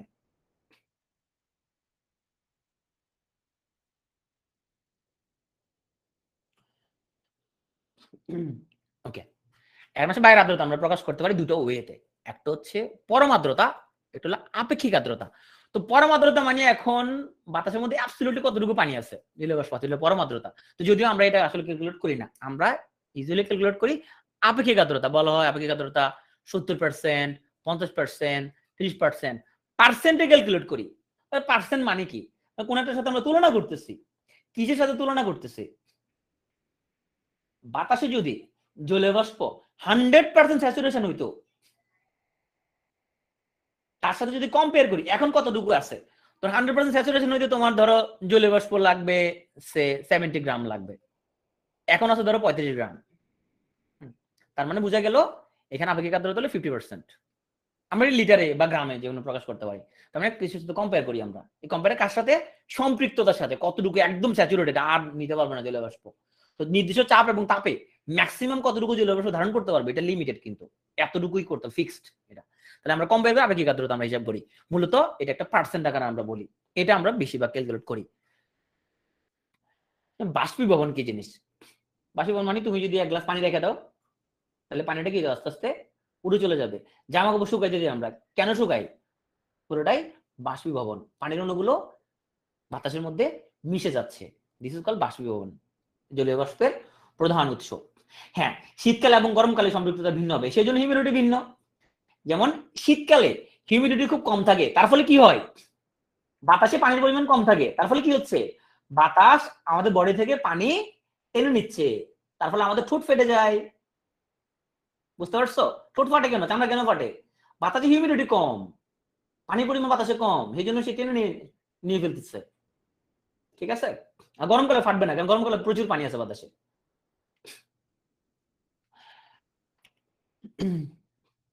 প্রশ্ন আসতে পারে জলীয় বাষ্পের প্রধান উৎস কোনটি? বাষ্পীভবন, এটা হলো জলীয় বাষ্পের প্রধান উৎস। ঘনীভবন কি জিনিস? সো বায়ু যখন উষ্ণতর হয়, ধরো গরম হইলো বাতাস, তখন আরো বেশি জলীয় বাষ্প সে ধারণ করতে পারবে। আর যদি বেশি শীতল হয়, তখন সে বেশি জলীয় বাষ্প ধারণ করে রাখতে পারবে না। তখন জলীয় বাষ্পের কিছু অংশ পানিতে পরিণত হয়, একে বলা হয় ঘনীভবন। যেমন আমরা যদি এই যে গ্লাসের মধ্যে বরফ রাখলাম, এখানের মধ্যে ঠান্ডা বরফ রাখলাম, এই যে বারে বারে বিন্দুর মধ্যে পানি জমে যাচ্ছে, এ কেমন হয় বলো তো? বিন্দুর মধ্যে পানিগুলা, এটা কি মানে বিদ্যুতের পানি ছেদ করে চলে আসছে, কাজ ছেদ করে চলে আসছে? কি মনে হয় তোমাদের? এখানে পানি জমে যায় না, বিন্দুর মধ্যে পানি জমে, এটা কোত্থেকে? কাঁচের ছেদ করে চলে আসছে পানি। যখন তুমি এরকম বরফ নিয়ে রেখে দিবা, ঠান্ডা পানি রেখে দিবে, এরকম ঘটনা হচ্ছে এখানে কি ছিল? বাতাস ছিল। এই বাতাসটা এখানের এই যে ঠান্ডা কাচের প্রভাবে কি হয়ে গেল, সে জলীয় বাষ্প ধরে রাখতে পারতেছে না। দ্যাটস ওয়াই জলীয় বাষ্প এখানের মধ্যে জমে যাচ্ছে। এই জন্য গ্লাসের চারপাশে কি হয়ে যাচ্ছে? জলীয় বাষ্প জমে যায়। একে বলা হয় ঘনীভবন। তাসব যেই তাপমাত্রায় জলীয় বাষ্পটা ঘনীভূত হয় তাকে বলা হয় শিশিরাঙ্ক। তার মানে যে তাপমাত্রা শিশির জমবে তারা বলা হয় শিশিরাঙ্ক। তো আমরা একটু শিশির নিয়ে পড়ি, অবশ্যই এই শিশির না, শিশির বললে আমরা সাধারণত ওকে চিনি, আমরা পড়বো এখন ডিউ। তাহলে শিশির কেন জমে? রাতে যখন বায়ু শীতল হয়, শীতল হলে কি হবে? তাহলে ও জলীয় বাষ্প ধারণ করতে পারবে না। গরম হলে তো বেশি ধারণ করতে পারবে, শীতল হলে বেশি ধারণ করতে সে পারবে না। তার ফলে অতিরিক্ত জলীয় বাষ্প কি হবে? ঘনীভূত হয়ে ক্ষুদ্র ক্ষুদ্র জলবিন্দু রূপে ভূপৃষ্ঠে সঞ্চিত হবে। এটাকে বলা হয় শিশির। তাহলে শিশির মানে হচ্ছে অতিরিক্ত জলীয় বাষ্প। তাহলে প্রশ্ন আসতে পারে অতিরিক্ত জলীয় বাষ্প নিচের কোনটি রূপে জমে? শিশির, কুয়াশা, এভাবে বিভিন্ন প্রশ্ন আসতে পারে এখান থেকে। তাহলে তোমার কনসেপ্টটা বুঝতে হবে, ডেফিনেশন মুখস্থ করার কোনো প্রয়োজন নাই। কুয়াশা কি জিনিস আসো? তাহলে দেখো জলীয় বাষ্পের লগে, তাহলে দেখো শুধু অতিরিক্ত জলীয় বাষ্প হলে কি হয়? শিশির হয়। আর অতিরিক্ত জলীয় বাষ্পের লগে যখন ধূলিকণা মিক্স হয় তখন তাকে বলা হয় কুয়াশা। তাহলে যদি দেখো তুমি শুধু অতিরিক্ত জলীয় বাষ্প, এই হলো শিশির, আর লগে যদি তোমার থাকে ধূলিকণা, তারা বলা হয় কুয়াশা। স্নোফল,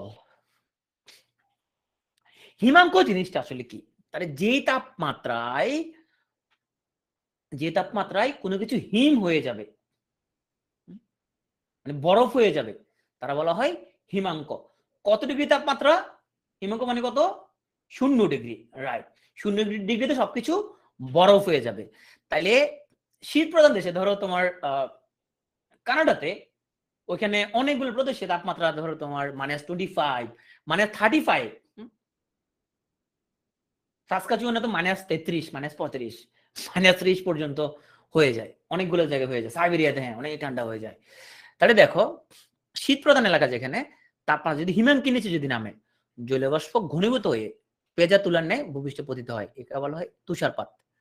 তাইলে টার্মটা খুব ভালো করে খেয়াল করো। তাপমাত্রা হিমাঙ্কের নিচে নামলে, শূন্য না কিন্তু, শূন্যের নিচে, ধরো -2, -3, -5, হিমাঙ্কের নিচে যদি নামে, তাহলে অতিরিক্ত যে জলীয় বাষ্প উভয় হচ্ছে তুষারপাত বা স্নোফল। আর বৃষ্টিপাত আমরা জানি যে আমাদের জলীয় বাষ্প মাধ্যাকর্ষণ শক্তির টানে ভূপৃষ্ঠে যে নেমে আসা তারা বলে বাড়িপাত বা বৃষ্টিপাত। তাহলে আমরা এখানে টার্মগুলো একটু দেখি। তাহলে আমাদের স্নো দেখলাম আমরা, আমাদের সরি এখানে একটা আমাদের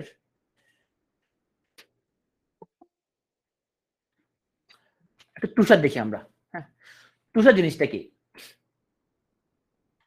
তাহলে দেখো জলীয় বাষ্পের তাপমাত্রা হিমাঙ্কের, আমরা একটু এখানের মধ্যে আমরা একটু ভুল করছি, সরি, আমাদের তুষারের সাথে হচ্ছে আমাদের তুহিনের মধ্যে একটু পার্থক্য আছে। তাহলে দেখো এখানের মধ্যে আমার চার্টগুলো উল্টা পাল্টা হয়ে গেছে, সরি। তুষারটা হিমাঙ্কের নিচে, হ্যাঁ, আর তুহিন হচ্ছে হিমাঙ্কের সাথে সাথে যেটা হয়, মানে 0 ডিগ্রিতে যেটা হবে এটা হচ্ছে তুহিন। আর 0 ডিগ্রির নিচে যদি থাকে, ধরো তোমার -2, -5, -10, এখানে হবে তুষার। আর 0°তে যেটা হবে এটা হলো তুহিন। ওকে, ক্লিয়ার? তুষার কি জিনিস এবং তুহিন কি জিনিস, দুটোর নাম ক্লিয়ার হয়েছে? এই দেখো তুহিন, এই দেখো এখানের মধ্যে কিন্তু 0°তে আছে। এই দেখো তোমার হচ্ছে চোখের পাতার মধ্যে জমে গেছে, হ্যাঁ 0°র মধ্যে আছে, 0°। তুহিন ফ্রস্ট। আর 0°র নিচে যদি নামে, 0°র নিচে যদি যাবে, ধরো তোমার -2 -5 নিচে যদি নামে, তখন উৎপন্ন হয় তুষারপাত বা স্নোফল। ঠিক আছে, ওকে। এবার আমরা আসি একটু সাইড উল্টো পাল্টা হয়ে গেল, বাড়িপাত। বাড়িপাত মানে বুঝতে পারছো যে জলীয় বাষ্প মাধ্যাকর্ষণ শক্তি টানে নিচে নামা, এটা বাড়িপাত বলে। তো আমরা এখানের মধ্যে অলরেডি তুষার আর তুহিন দুটা পড়ে ফেলছি, তুষার এবং তুহিন দুটা পড়ে ফেলছি। আর একটা হলো বৃষ্টিপাত, যেটা তো মেঘ থেকে যেটা হয়। তাহলে তিনটা জিনিস ক্লিয়ার।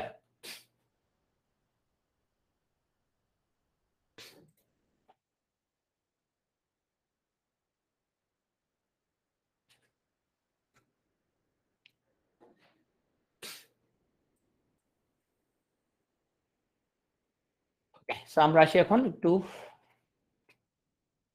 বৃষ্টিপাত। মেঘ ঘনীভূত হয়ে যখন পানির ফোঁটা আকারে মাধ্যাকর্ষণ শক্তির প্রভাবের নিচে পতিত হয়, তাকে বলা হয় বৃষ্টিপাত। এই মেশিনের সাহায্যে বৃষ্টিপাত পরিমাপ করা হয়। ছোটবেলায় আমাকেও অবাক লাগতো যে যখন বলা হইতো তুষার তুহিন ছেলেদের নাম, হ্যাঁ না, আজকে আমরা যে ক্লাসে নিচ্ছি পুরো ক্লাসটাই হচ্ছে কারো না কারো নাম, পুরো ক্লাসটা কারো না কারো নাম। মৃত্যুর নামে মনে কিছু নাই, খুব দুঃখজনক ব্যাপার অবশ্যই। আচ্ছা, আমরা কিছু একটা নাম মৃত্যু রাখতে পারি কিনা দেখি। তো বৃষ্টিপাত পরিমাপক যে যন্ত্র নাম, এটা রেইন গ্যাস। এই রেইন গ্যাস কেন মাপে? ধরো কয় 10 ml বৃষ্টি, হ্যাঁ তো যখন ছোটবেলায় বইতে পড়তেছি কয় ওই জায়গায় 20 ml বৃষ্টি হয়েছে, কি বলে 20 ml কই বৃষ্টি হয়েছে? আমাদের বাসায় তো তোমার কত লিটার বৃষ্টিপাত হইলো, ওরা কয় 20 ml নাকি বৃষ্টি হয়েছে, এসব বুঝতাম না। 20 ml কেমন বৃষ্টি হয়? এটা কয়েক হাজার লিটার বৃষ্টিপাত হইতেছে শুধু সেকেন্ডে।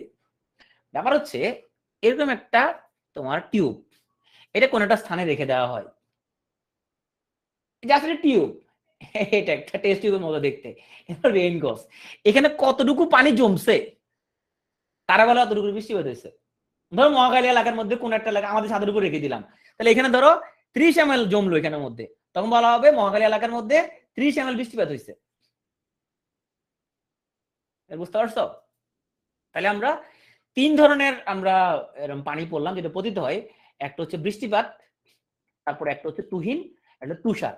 এগুলো হচ্ছে সবগুলো কি হয়, এরা মাধ্যাকর্ষণ শক্তি টানে নিচে পতিত হয়। আরেকটা জিনিস দেখলাম আমরা জলীয় বাষ্পর সাহায্যে। তাই জলীয় বাষ্প যখন আমাদের শুধু অতিরিক্ত হয়ে গেল, ঠান্ডার কারণে জমে গেল, এটা হচ্ছে শিশির, লগে যখন আমাদের ধূলিকণা থাকবে তাকে বলে কুয়াশা।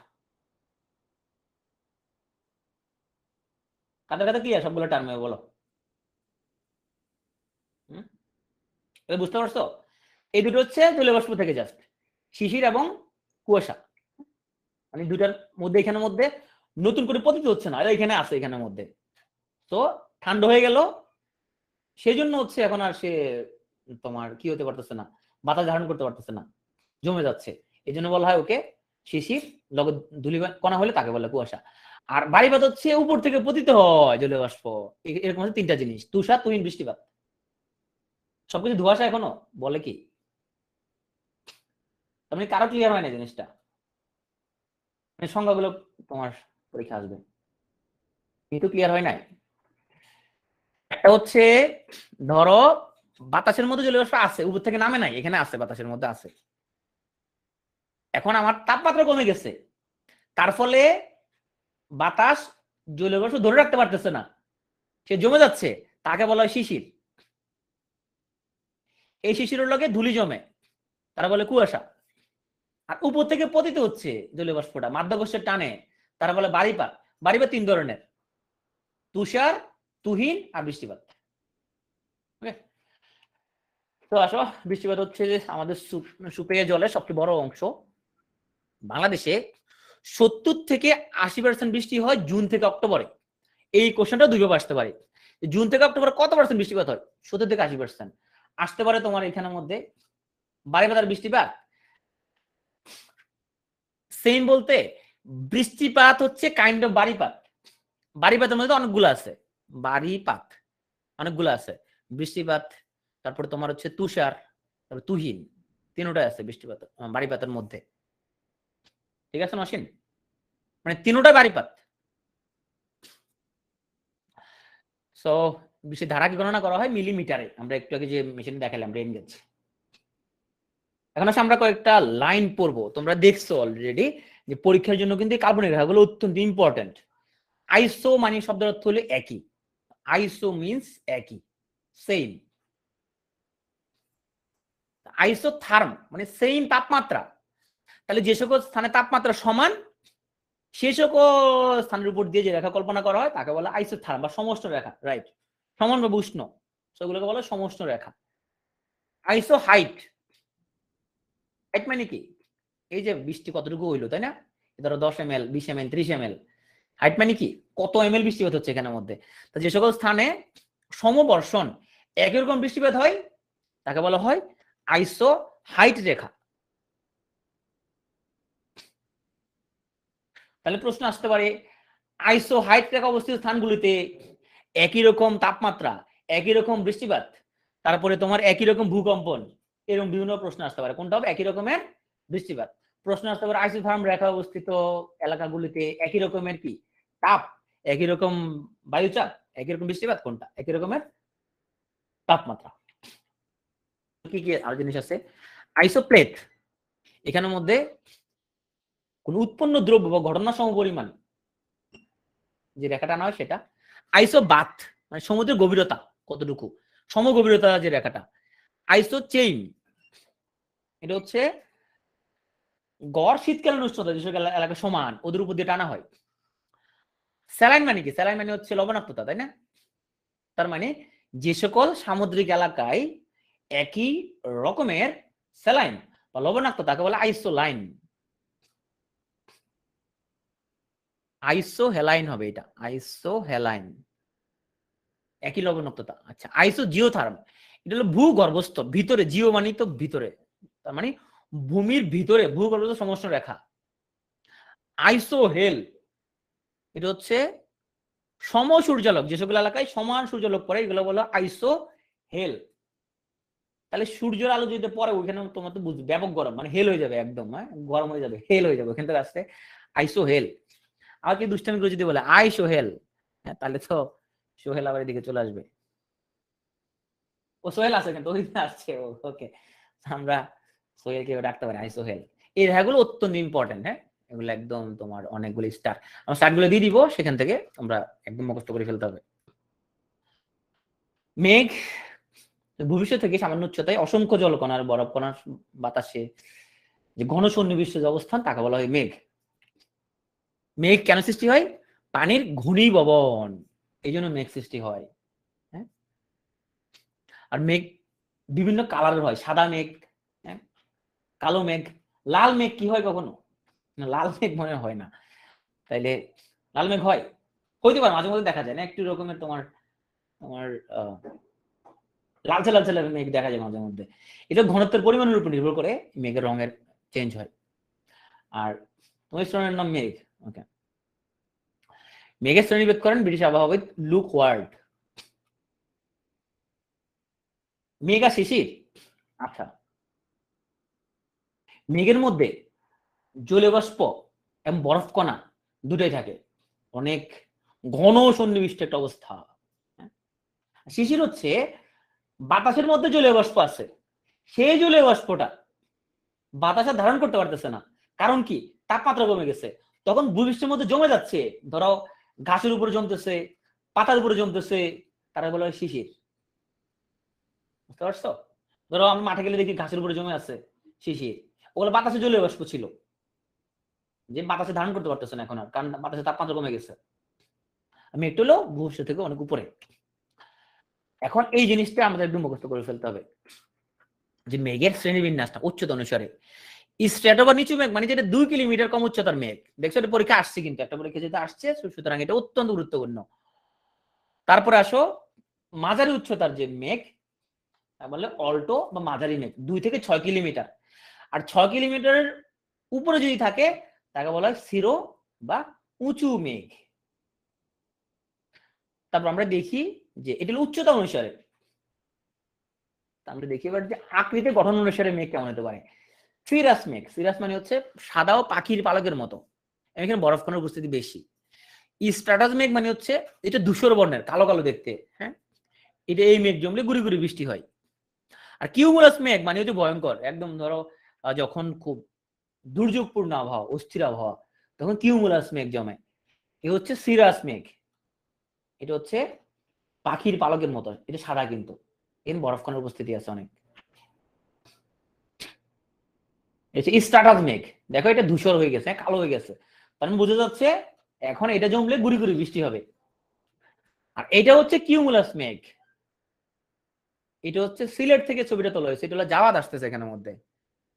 জাওয়াদ মানে হচ্ছে তোমাদের মধ্যে কোনো ছেলে জাওয়াদ না, ঝড়, হ্যাঁ। তো এই কিউমুলাস মেঘ হচ্ছে যে, হ্যাঁ প্রচুর এখানে তোমার ঝড় উঠবে, দুর্যোগপূর্ণ আবহাওয়া। তো ইন্টারন্যাশনাল ক্লাউড অ্যাটলাস ওরা আবার তোমার 10টা ভাগে ভাগ করছে, আমরা এটা মুখস্থ করা লাগবে না, তুমি শুধু মনে রাখতে পারো যে ইন্টারন্যাশনাল ক্লাউড অ্যাটলাস তোমার মেঘকে কয় ভাগে ভাগ করছে, 10 ভাগে ভাগ করছে, শেষ, নাম মুখস্থ করা লাগবে না। Cirrus, cirrocumulus, cirrostratus, altocumulus, altostratus, nimbostratus, নাম মুখস্থ করতে হবে না, শুধু 10 ভাগে ভাগ করছে। এখন আমরা একটু দেখি যে জলবায়ু কিসের মাধ্যমে প্রভাবিত হয়, জলবায়ুর প্রভাবগুলি কি কি। তাহলে অক্ষাংশ, উচ্চতা, সমুদ্র পৃষ্ঠ থেকে উচ্চতা, সমুদ্র থেকে দূরত্ব, বায়ু প্রবাহ, সমুদ্র স্রোত, পর্বতের অবস্থান, ভূমির ঢাল, মৃত্তিকার গঠন এবং বনভূমির অবস্থান। ক্লাসের শুরুতে আমরা এটা নিয়ে কথা বলছিলাম, এগুলোকে বলা হয় জলবায়ু নিয়ামক, বা যেগুলোর উপরে জলবায়ু নির্ভর করে, এগুলো প্রভাবিত করতে পারে। কোন জিনিসটা আমাদের উপাদান ছিল এবং নিয়ামক ছিল, এখানে কোন জিনিসটা উপাদান নিয়ামক দুটাই ছিল, কোন আইটেমটা উপাদান ছিল নিয়ামক ছিল, দুটাই ছিল, বলো। বায়ু প্রবাহ, রাইট। আসলে নিরক্ষীয়, নিরক্ষরেখাটা কই থাকে বলতো? নিরক্ষরেখাটা কি মাঝখানে, উপরে নিচে? পৃথিবীর উত্তর মেরু দক্ষিণ মেরু মাঝখান বরাবর, কোন বরাবর থাকে? পৃথিবীর একদম মাঝখান বরাবর থাকে এটা। তার মানে নিরক্ষরেখার আশেপাশে অঞ্চল সমূহে এখানে অত্যধিক, এখানে তোমার আর্দ্রতা, এখানে ভ্যাপসা গরম বিরাজ করে, একেবারে নিরক্ষীয় জলবায়ু। তাহলে নিরক্ষরেখার মাঝখান থেকে উত্তর দিকে 5, দক্ষিণ দিকে 5, উভয় দিকে 5 থেকে 10 এই জলবায়ু বিস্তৃত। এটা বৈশিষ্ট্য কি? মনে রাখো শুধু ভ্যাপসা গরম, অনেক তাপমাত্রা, অনেক বৃষ্টিপাত, অনেক আর্দ্রতা, হ্যাঁ, এবং এখানে বজ্রসহ বৃষ্টিপাত হয়, স্যাঁতস্যাঁতে আবহাওয়া। কোন কোন এলাকায় আছে দেখো, তোমার অ্যামাজন নদীর অববাহিকা যে এলাকাটা, ব্রাজিল উত্তরাংশ, তারপরে তোমার হচ্ছে যে আফ্রিকার কঙ্গো নদীর অববাহিকা, গ্যাবন, ক্যামেরুন, কেনিয়া, তারপর আমাদের এদিকে আছে Malaysia, Singapore, Philippines, Indonesia, Sri Lanka. এই দেখো, এই তোমার হচ্ছে যে এই ইকুয়েটর লাইন যেখানে দিয়ে গেছে ওইসব এলাকা সব দেখো। আমাদের কাছাকাছি যারা আছে ওদের মধ্যে কারা কারা পড়ছে এলাকার মধ্যে? শ্রীলঙ্কা পড়ছে, ইন্দোনেশিয়া, মালয়েশিয়া, এইসব দেশ পড়ছে। এখানের মধ্যে অনেক বেশি গরম, অনেক বেশি তাপমাত্রা, এবং তোমার অনেক বেশি বৃষ্টি, অনেক বেশি আর্দ্রতা, মানে ব্যবসা ব্যবসা গরম, প্রচন্ড স্যাঁতস্যাঁতে। এটা হচ্ছে ইকুয়েটর, পুরা ইকুয়েটর, হ্যাঁ।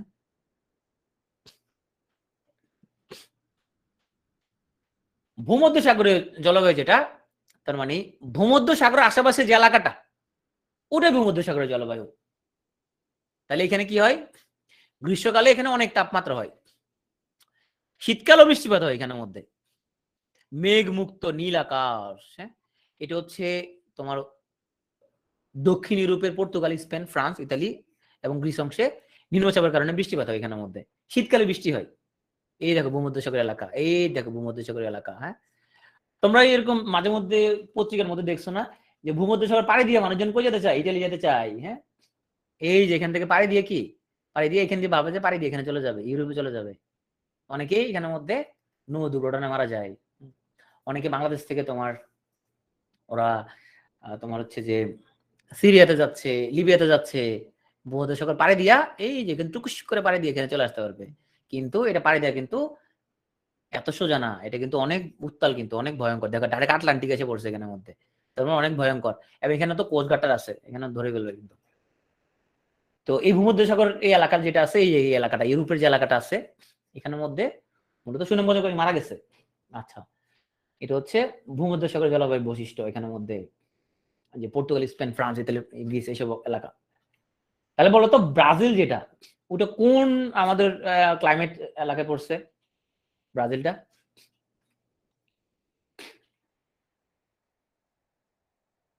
ব্রাজিলটা কোন এলাকায় পড়ছে? ব্রাজিলটা পড়ছে কোন এলাকায়? ইকুয়েটোরিয়াল, রাইট, নিরক্ষীয় এলাকায় পড়ছে। ওকে, এখন দেখি আমাদের এই ভূমধ্যসাগরীয় আর আর কি কি এলাকা আছে আমাদের। তাহলে ভূমধ্যসাগর এলাকার মধ্যে আমরা তো এগুলো পড়ছি, ইউরোপের পর্তুগাল, ফ্রান্স, স্পেন, এগুলো তো আছেই। তারপরে এদিক দিয়ে তুরস্ক আছে, সিরিয়া আছে, লেবানন, ইসরায়েল। তার মানে এখান থেকে যারা আছে, এখান থেকে এই যে ইসরায়েল, সিরিয়া, লেবানন, এখান থেকে মানুষজন এইদিকে আসতে চায়। তাহলে এই এলাকাটা এগুলা ভূমধ্যসাগরীয় এলাকা। তারপরে বিভিন্ন দ্বীপ আছে, সাইপ্রাস, হ্যাঁ, চিলি। দেখো যুক্তরাষ্ট্রের ক্যালিফোর্নিয়া ও কিন্তু ভূমধ্যসাগরীয় এলাকায় পড়ে গেছে। আফ্রিকার কয়েকটা দেশ পড়ছে, তিউনিসিয়া, হ্যাঁ, লিবিয়া, যেখান থেকে মূলত মানুষজন যায় পার হওয়ার জন্য, মরক্কো।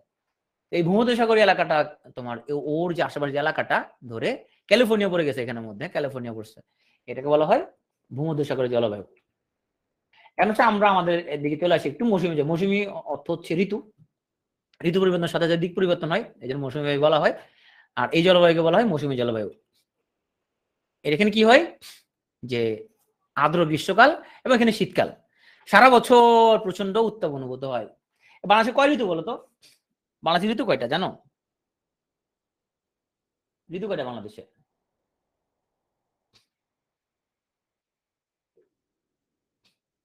6 ঋতু? না, মৌসুমী ছবি না। আমি তো এখন দেখি 6 ঋতু না বাংলাদেশে। আমি তো দেখি এখানে আমাদের শুধু গ্রীষ্মকাল আছে আর শীতকাল আছে, শীতকাল আছে, আর কিছু দেখি না আমি। শীতকালও খুব বেশি নাই, তাই না? পুরোটাই গ্রীষ্মকালে গেছে এখন বর্ষাকালও গরম, শীতকালও গরম, পুরোটাই গরম।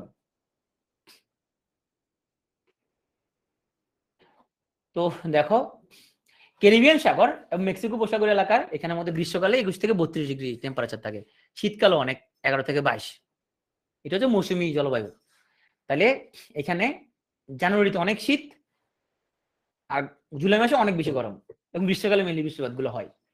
তাহলে কোন কোন এলাকা আছে এখানের মধ্যে? দক্ষিণ পূর্ব এশিয়ার দেশগুলো, থাইল্যান্ড টাইল্যান্ড যেগুলো আছে, আফ্রিকার পূর্বগুলো কিছু দেশ আছে, ক্যারিবিয়ান সাগর এবং মেক্সিকান উপসাগরীয় এলাকার মধ্যে লোক আছে, মধ্য আমেরিকার কিছু এলাকা আছে, ব্রাজিলের পূর্বের ভাগ আছে, উত্তর আমেরিকার মেক্সিকো, মার্কিন যুক্তরাষ্ট্রের দক্ষিণ পূর্বাঞ্চল আছে। এখন আসলে আমরা মনসুনের মধ্যে আমরা হচ্ছে ট্রপিক্যাল মনসুন। এতক্ষণ যেগুলো বললাম এগুলো আমাদের, এটাও মনসুন, এগুলো হচ্ছে মনসুন। আমরা পড়ছি ট্রপিক্যাল মনসুন, এই ট্রপিক্যাল মনসুন আমাদের এলাকায় চলে আসছি। তাহলে আমরা কোন লাইনের মধ্যে পড়ছি? কর্কট নাকি মকর? কোন লাইনে পড়ছি? কর্কট নাকি মকর? কর্কটের 1, মকর হলো 2। কোন লাইনে পড়ছি? 1 আর 2? আমরা পড়ছি কর্কটের মধ্যে পড়ছি। তাহলে কর্কট আর মকরের কাছাকাছি যে এলাকা, এখানের মধ্যে ট্রপিক্যাল মনসুন ক্লাইমেট বিরাজ করতেছে। আমরা হচ্ছে সে ট্রপিক্যাল মনসুনের মধ্যে। ট্রপিক্যাল মনসুনে কি আছে? এখানে নাতিশীতোষ্ণ, 9 শীত 9 উষ্ণ। যদিও এখন আমার কাছে সবই গরম লাগতেছে, হ্যাঁ, 9 শীত 9 উষ্ণ, এখানের মধ্যে পুরোটা গরম। গ্রীষ্মকালে অধিক তাপমাত্রা, তারপরে এখানের মধ্যে তোমার বর্জ্য বিদ্যুৎ এবং ঝড় বৃষ্টি হয়। বাংলাদেশ, ভারত, পাকিস্তান, এটা হলো ক্রান্তীয় মৌসুমী জলবায়ু বা ট্রপিক্যাল মনসুন ক্লাইমেট। তো তাহলে বাংলাদেশের জলবায়ু কেমন? সমভাবাপন্ন। বিষমভাবাপন্ন হচ্ছে তোমার হুট করে প্রচন্ড খারাপ হয়ে যাওয়া, এটা আমাদের সমভাবাপন্ন, খুব বেশি চেঞ্জ হয় না। 9 শীত 9 উষ্ণ, ক্রান্তীয় মানে ইকুয়েটরের কাছাকাছি আছে, মৌসুমী,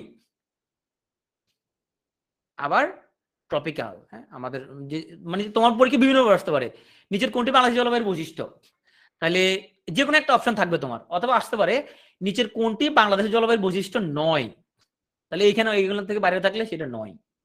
তুমি যে কোনো একটা নামে ডাকতে পারো, ক্রান্তীয় বলতে পারো, মৌসুমী বলতে পারো, ট্রপিক্যাল বলতে পারো, নাতিশীতোষ্ণ বলতে পারো, সমভাবাপন্ন বলতে পারো, এগুলো সবগুলো বৈশিষ্ট্য। ট্রপিক্যাল অর্থ হচ্ছে ক্রান্তীয়। হ্যাঁ, তাহলে আমাদের কি হচ্ছে? উষ্ণ এবং আর্দ্র শীত, গ্রীষ্মকাল প্রচুর মানে পানি বাতাসের মধ্যে ভয়ঙ্কর, আমাদের খারাপ লাগবে। শুষ্ক শীতকাল, শীতকালে আমাদের তোমার হচ্ছে যে চামড়া ফেটে যাচ্ছে, যে কারণে বার্ষিক গড় তাপমাত্রা হচ্ছে 26.1 ডিগ্রি সেলসিয়াস। বৃষ্টিপাত 203 থেকে তোমার 200 অথবা 2030 মিলিমিটার। আমরা যদি সেন্টিমিটার বলি তাহলে 203 সেন্টিমিটার। 203 সেন্টিমিটার আমরা জানি 1 সেন্টিমিটার সমান 10 মিলিমিটার। মৌসুমী বায়ুর প্রভাবে জুন থেকে অক্টোবর পর্যন্ত প্রচুর বৃষ্টিপাত হয়, মানে আমাদের সামনে অপেক্ষা করতেছে এরকম বৃষ্টিপাত। ওরা এই বৃষ্টিপাতের মধ্যে দেখা যাচ্ছে এখানের মধ্যে ভদ্রলোক গাড়ি নিয়ে নামছে, যাক এটা বড়শি নিয়ে নামলে আর ভালো হতো, গাড়ির ভিতর থেকে ধরো বড়শি মাছ ধরবে, এটা তো সুন্দর হতো জিনিসটা, কিন্তু সে যাই হোক। এটা আমাদের একটা বাংলাদেশের একটা তোমার একটা শহরের ছবি, উন্নত, অনেক উন্নত শহর।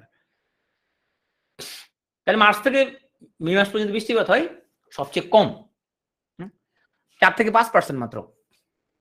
জুন থেকে অক্টোবর হয় 70 থেকে 80% সবচেয়ে বেশি।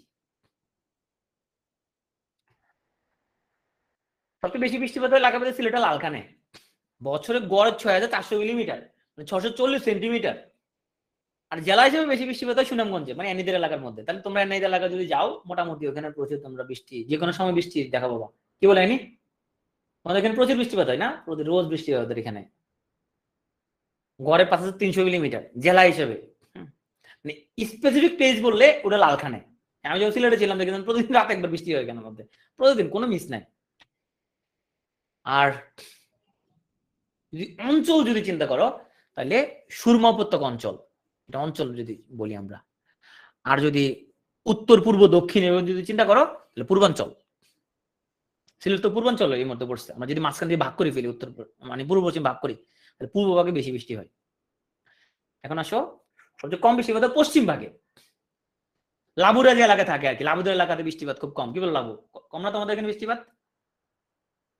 আর সবচেয়ে কম বৃষ্টিপাত রেকর্ড করা হয় নাটোরের লালপুরে। মানে এখানে ভয়ঙ্কর গরম কিন্তু, যেহেতু এখানে কোনো বৃষ্টিপাত নাই। তো গত 7 বছরে আমাদের 7 বছর না, সরি, এখন পর্যন্ত সবচেয়ে বেশি তাপমাত্রা যেখানে রেকর্ড করা হয়েছে আর কি, সেটা হলো তেঁতুলিয়া পঞ্চগড়, 2.6 ডিগ্রি সর্বনিম্ন তাপমাত্রা রেকর্ড। 8 জানুয়ারি 2018 সাল, এটা তারিখ মুখস্থ করতে হবে না। 2.6 ডিগ্রি তেঁতুলিয়া পঞ্চগড়। আর গত 7 বছরে সবচেয়ে বেশি গরম পড়ছে তোমার যশোরে, এই মাত্র গত বছর 41.2 ডিগ্রি। আর যদি এখন পর্যন্ত ইতিহাসের সর্বোচ্চ তাপমাত্রা যদি বলো, ওটা হচ্ছে রাজশাহীতে 40.1 ডিগ্রি। রাজশাহীতে দেশের ইতিহাসে গত 7 বছর হচ্ছে যশোরে পড়ছে। শৈত্যপ্রবাহ, আমরা ক্লাস শেষ দিকে চলে আসছি, মাত্র আর একটু বলবো। শৈত্যপ্রবাহ মানে হচ্ছে শীতকালে ঠান্ডা ঠান্ডা একটা বাতাস প্রবাহিত হচ্ছে, শৈত্যপ্রবাহ। মৃদু হচ্ছে 6 থেকে 8 ডিগ্রি, এটা হচ্ছে মৃদু। মাঝারি হচ্ছে আর একটু ঠান্ডা, 4 থেকে 6 ডিগ্রি। আর অতি শৈত্য হচ্ছে তোমার 2 থেকে 4 ডিগ্রি, আরো ঠান্ডা। তো ডিসেম্বরের শেষ সপ্তাহ এবং জানুয়ারির প্রথম সপ্তাহে তাপমাত্রা থাকে 4 থেকে 7 ডিগ্রির মতো বাংলাদেশে। যদিও এগুলো থিওরিটিক্যাল কথাবার্তা, বাস্তব আমার মনে হয় যে ডিসেম্বরে যে গরম পড়ে ঢাকায় বিশেষ করে। আর জানুয়ারিতে আমাদের এখানে গড় তাপমাত্রা থাকে মূলত 17.7 ডিগ্রি। তার মানে ডিসেম্বরের শেষ এবং জানুয়ারির প্রথম এই 2 সপ্তাহ বাংলাদেশ সবচেয়ে মোটামুটি ঠান্ডা পড়ে এই 2 সপ্তাহে। তাহলে দেখো লালপুরে তো অনেক কম বৃষ্টিপাত হয়। সো নাটোর লালপুর সবচেয়ে বেশি গরম। শীতলতম মাস হচ্ছে জানুয়ারি, আর উষ্ণতম মাস হচ্ছে এপ্রিল। আর সমুদ্রের তলদেশে আমরা যদি ভূমিরূপকে ভাগ করি, উপরভাগে যেরকম পাহাড় আছে, আচ্ছা তোমাদের কি ধারণা সমুদ্রের নিচে কি পাহাড় আছে? সমুদ্রের নিচে কি পাহাড় থাকতে পারে? আছে কিনা বলো। উপরে যেরকম পাহাড় আছে, সমুদ্রের নিচেও কিন্তু পাহাড় আছে, ঢাল আছে, সমভূমি আছে, অনেক গভীর খাত আছে কিন্তু। উপরে যেরকম পাহাড় দেখো, সমুদ্রের নিচেও কিন্তু এরকম পাহাড় আছে। তাইলে এই যে মহীসোপান, মহীঢাল, গভীর সমুদ্র সমভূমি, নিমজ্জিত শৈলশিরা, গভীর সমুদ্র খাত, এগুলো হচ্ছে সমুদ্রের তলদেশের ভূমিরূপ। আমরা সুনামি থেকে মোটামুটি একটু সেফ থাকার কারণ হচ্ছে আমাদের এখানে মহীসোপান আছে, অনেক গভীর, অনেক বড় ঢেউ আসতো, মহীসোপানটা ফিরে দিবে কিন্তু আমাদের। তো সমুদ্র স্রোতের প্রধান যে কারণ, এর নাম হচ্ছে, এর বায়ু প্রবাহ হলো প্রধান কারণ। আর এটা আগে বলছিলাম, ফেরল বলছিল পৃথিবীর আহ্নিক গতির কারণে বায়ু প্রবাহের মতো সমুদ্র আমাদের স্রোত উত্তর গোলার্ধে ডান দিকে আর দক্ষিণ গোলার্ধে বাম দিকে বেঁকে যায়। ওকে, সমুদ্র স্রোতের কারণ হচ্ছে মূলত যে নিয়ত বায়ু প্রবাহ, তারপরে তাপমাত্রার পার্থক্য, তারপরে এই যে সমুদ্রে যে বরফ গলন হয়ে যাচ্ছে মেরু অঞ্চলে, সেটা সমুদ্রের গভীরতার তারতম্যের জন্য, লবণাক্ততার পার্থক্যের জন্য, যেখানে লবণাক্ত বেশি সেখান থেকে যেটা কম লবণাক্ত, এই দুই জায়গার মধ্যে পানির কিন্তু প্রবাহ চলে। ভূখণ্ডের অবস্থান এবং পৃথিবী ঘুরতেছে সেই জন্য। সব বৈশ্বিক উষ্ণায়ন বা গ্লোবাল ওয়ার্মিং, গত 100 বছর পূর্বে গড় তাপমাত্রার তুলনায় বর্তমানে 0.6 ডিগ্রি সেন্টিগ্রেড বাড়ছে। আর 21 শতকের শেষে তাপমাত্রা আরো 2.5 থেকে 5.5 সেলসিয়াস কিন্তু যোগ হবে। পৃথিবীর কিন্তু ভবিষ্যৎ কিন্তু খুব খারাপ। হ্যাঁ, এখন থেকে তোমার চাঁদা জায়গাটা কিনে শুরু করো। কে কিনছো নি চাঁদা জায়গা? তোমার কে কিনছো চাঁদা জায়গা? কে কিনলা? কে কিনছো চাঁদা জমি? যারা কিনো নাই তুমি এখন থেকে চিন্তা ভাবনা করতে পারো। তুমি থাকতে পারবে না, তোমার নাতি বুদ্ধি থাকতে পারবে। লাভু কিনবো ভাবতেছে। লাভু তোমার তো বুদ্ধিটা আমি দিলাম। হ্যাঁ, লাভুরে বললাম তুমি একটা কাজ করো, ওখানে তো তোমার চাঁদা জমির কাঠা খুব কম, তুমি এটা কিনে ফেলো, হইচই লেগে যাবে। তুমি গার্লফ্রেন্ডকে গিফট করো, যে গার্লফ্রেন্ডকে চাঁদা জমি গিফট করলেন লালমনিরহাটের লাভু, পুরো পত্রিকা হেডলাইন হয়ে যাবে। তো এই বৈশ্বিক তাপমাত্রা বাড়ার কারণগুলো হচ্ছে কার্বন ডাই অক্সাইড বাড়তেছে, নাইট্রাস অক্সাইড, মিথেন, ক্লোরোফ্লোরোকার্বন। এগুলো কোথেকে? যে আমরা যে তোমার ইলেকট্রিক্যাল যে পণ্য ইউজ করি, রেফ্রিজারেটর, এখন অবশ্য মানে সিএফসি, ক্লোরোফ্লুরোকার্বন, এর ব্যবহার অনেক কম হয়েছে, অনেক কমে গেছে আস্তে আস্তে। মিথেন জ্বালানি গ্যাস থেকে বের হয়, carbon die oxide, nitrous oxide, এগুলোর কারণে বৈশ্বিক উষ্ণায়নের জন্য দায়ী। আর শিল্পায়ন, যানবাহন বাড়তেছে, বনাঞ্চল উজাড় করে ফেলতেছে কেটে, এবং কৃষি সম্প্রসারণ বাধাগ্রস্ত হচ্ছে। এগুলোর কারণে আমাদের উল্লেখিত গ্যাসের পরিমাণ বাড়তেছে। বাংলাদেশে কি হচ্ছে? বৃষ্টিপাত বেড়ে গেছে, যখন হয় তখন অনেক হয়। তারপরে ব্যাপক বন্যা, ভয়ঙ্কর ঘূর্ণিঝড় এবং খরা। তো আফ্রিকার সাথে কিনতে পারো। হ্যাঁ, জাতিসংঘ এই তিনটা স্লাইডে আসলে লাস্টে আমাদের শেষ পড়া, খুবই গুরুত্বপূর্ণ, পরীক্ষা আসবে এরকম। জাতিসংঘের মতে বৈশ্বিক উষ্ণায়নের প্রভাব বাংলাদেশে কি ঘটবে? তাহলে তিনটা ডেটা মনে রাখো। সমুদ্র পৃষ্ঠ বাড়বে 3 ফুট, মানুষ শরণার্থী হবে 3 কোটি, মানে ফন্নি হয়ে যাবে ডাইরেক্ট, মানুষজন গরিব হয়ে ফন্নি হয়ে একদম অবস্থা খারাপ হয়ে যাবে। আর ভূমি ডুবে যাবে 17%। তো সম্পাদ তোমরা কিন্তু চলে আসবে আমাদের থেকে। হ্যাঁ, আমি অনেক আগে চলে আসছি। ডুবে যাবে কিন্তু 2050 সাল কিন্তু সম্পাদের জন্য ডেডলাইন, আর মাত্র 30 বছর পরে সম্পাদ তোমরা কিন্তু ডুবে যাবা। হ্যাঁ, ভয়ঙ্কর অবস্থা হয়ে যাবে তোমাদের। হ্যাঁ, তাড়াতাড়ি চলে আসো এদিকে। সম্পাদ ডুবে গেলে চিনো ফেরা লাগবে, ডুবে যাবে। তো 2050 সাল ডেডলাইন দিয়ে তোমাদের। তাহলে দেখো, এটা মুখস্থ করবে কি? জাতিসংঘের মতে 2050 সালে 3 ফুট 3 কোটি 17%, শেষ জাতিসংঘ। এবার আসো আইপিসিসি, মনে রাখবা 100 কোটি, শুধু মনে রাখবা 100 কোটি। আইপিসিসি 100 কোটি, আইপিসিসি 100 কোটি, এটা মনে রাখবা 100 কোটি। তার মানে 2050 সালের মধ্যে 100 কোটি মানুষ ক্ষতিগ্রস্ত হবে, পুরো দুনিয়ার। আর কি, শুধু বাংলাদেশের না, পুরো দুনিয়ার। নদীর প্রবাহ কমে যাবে। তাহলে কি বলছে জাতিসংঘ? বলছে 3 ফুট 3 কোটি 17%, আইপিসিসি বলছে 100 কোটি। এডিবি কি বলছে দেখো, এডিবি কি বললো দেখো, এডিবি বলছে 150 কোটি, 150 কোটি মানে ঝুঁকিতে করবে। আর চাষাবাদ হ্রাস পাবে তোমার 20 থেকে 40%। তাহলে আমরা এখানের মধ্যে তিনটা সংস্থা আলাদা করে মুখস্থ করতে। জাতিসংঘ বলছে 3 ফুট 3 কোটি 17%, আইপিসিসি বলছে 100 কোটি, এশিয়ান ডেভেলপমেন্ট ব্যাংক বলছে 150 কোটি, মানে 150 কোটি মানুষ ক্ষতিগ্রস্ত হবে। আর চাষাবাদ তোমার 20 থেকে 40%। তিনটা আলাদা করে মুখস্থ করতে হবে, পরীক্ষা আসতে পারে। আর বিশ্বব্যাংক কি বলছে? যে 5টা ঘটনা ঘটবে বড়। কি কি? মরুকরণ হবে, বন্যা হবে, ঝড় হবে, সমুদ্র পৃষ্ঠের উচ্চতা বৃদ্ধি পাবে, আর কৃষিক্ষেত্রে অধিকতর অনিশ্চয়তা দেখা যাবে। ঝুঁকিতে থাকা শীর্ষ দেশসমূহ, মরুকরণের শীর্ষ দেশ হলো মালাউই, দ্বিতীয় হলো ইথিওপিয়া, 1 নম্বর মালাউই, দ্বিতীয় ইথিওপিয়া। বন্যাতে ও মাই গড শীর্ষ দেশ হচ্ছে বাংলাদেশ, চীন হচ্ছে দ্বিতীয় শীর্ষ। ভয়ঙ্কর অবস্থা কিন্তু, পরীক্ষা আসবে। বিশ্ব ব্যাংকের ঝুঁকি ক্যাটাগরিতে বন্যা আর শীর্ষ দেশ কোনটি, দ্বিতীয় শীর্ষ দেশ কোনটি, এ প্রশ্ন আসবে। মরুকরণ ক্যাটাগরিতে শীর্ষ দেশ কোনটি, দ্বিতীয় শীর্ষ দেশ কোনটি। ঝড়ে শীর্ষ দেশ ফিলিপাইন, বাংলাদেশ সেকেন্ড কিন্তু ঝড়ে, এখানেও কিন্তু বাংলাদেশ ভয়ঙ্কর অবস্থানে আছে। হ্যাঁ, কৃষিক্ষেত্রে অনিশ্চয়তা, সুদান হচ্ছে তোমার শীর্ষ, সেনেগাল হচ্ছে সেকেন্ড। সমুদ্র পৃষ্ঠের উচ্চতা বৃদ্ধিতে বাংলাদেশ হলো 10ম শীর্ষ। বাংলাদেশ কিন্তু সমুদ্র পৃষ্ঠের উচ্চতা বাড়ার মধ্যে আছে, তারপরে বন্যার মধ্যে আছে শীর্ষ, আবার আরেকটা কোথায় আছে, ঝড়ের মধ্যে আছে কিন্তু। হ্যাঁ, ঝড় বৃষ্টি সব জায়গায় বাংলাদেশের নাম কিন্তু আছে। হ্যাঁ, আর বিশ্ব উষ্ণায়ন বিরোধী যে একটা সম্মেলন, আমরা অনেকগুলো সম্মেলনের মধ্যে আমরা 2009 সালের একটা কথা বলি, নাম হলো COP15। এটা তারিখ মুখস্থ করা লাগবে না।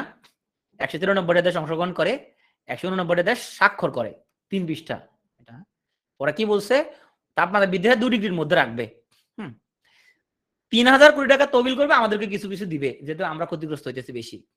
কেন? কোথায় হবে? বনায়ন, প্রযুক্তি হস্তান্তর এবং সক্ষমতা অর্জনে।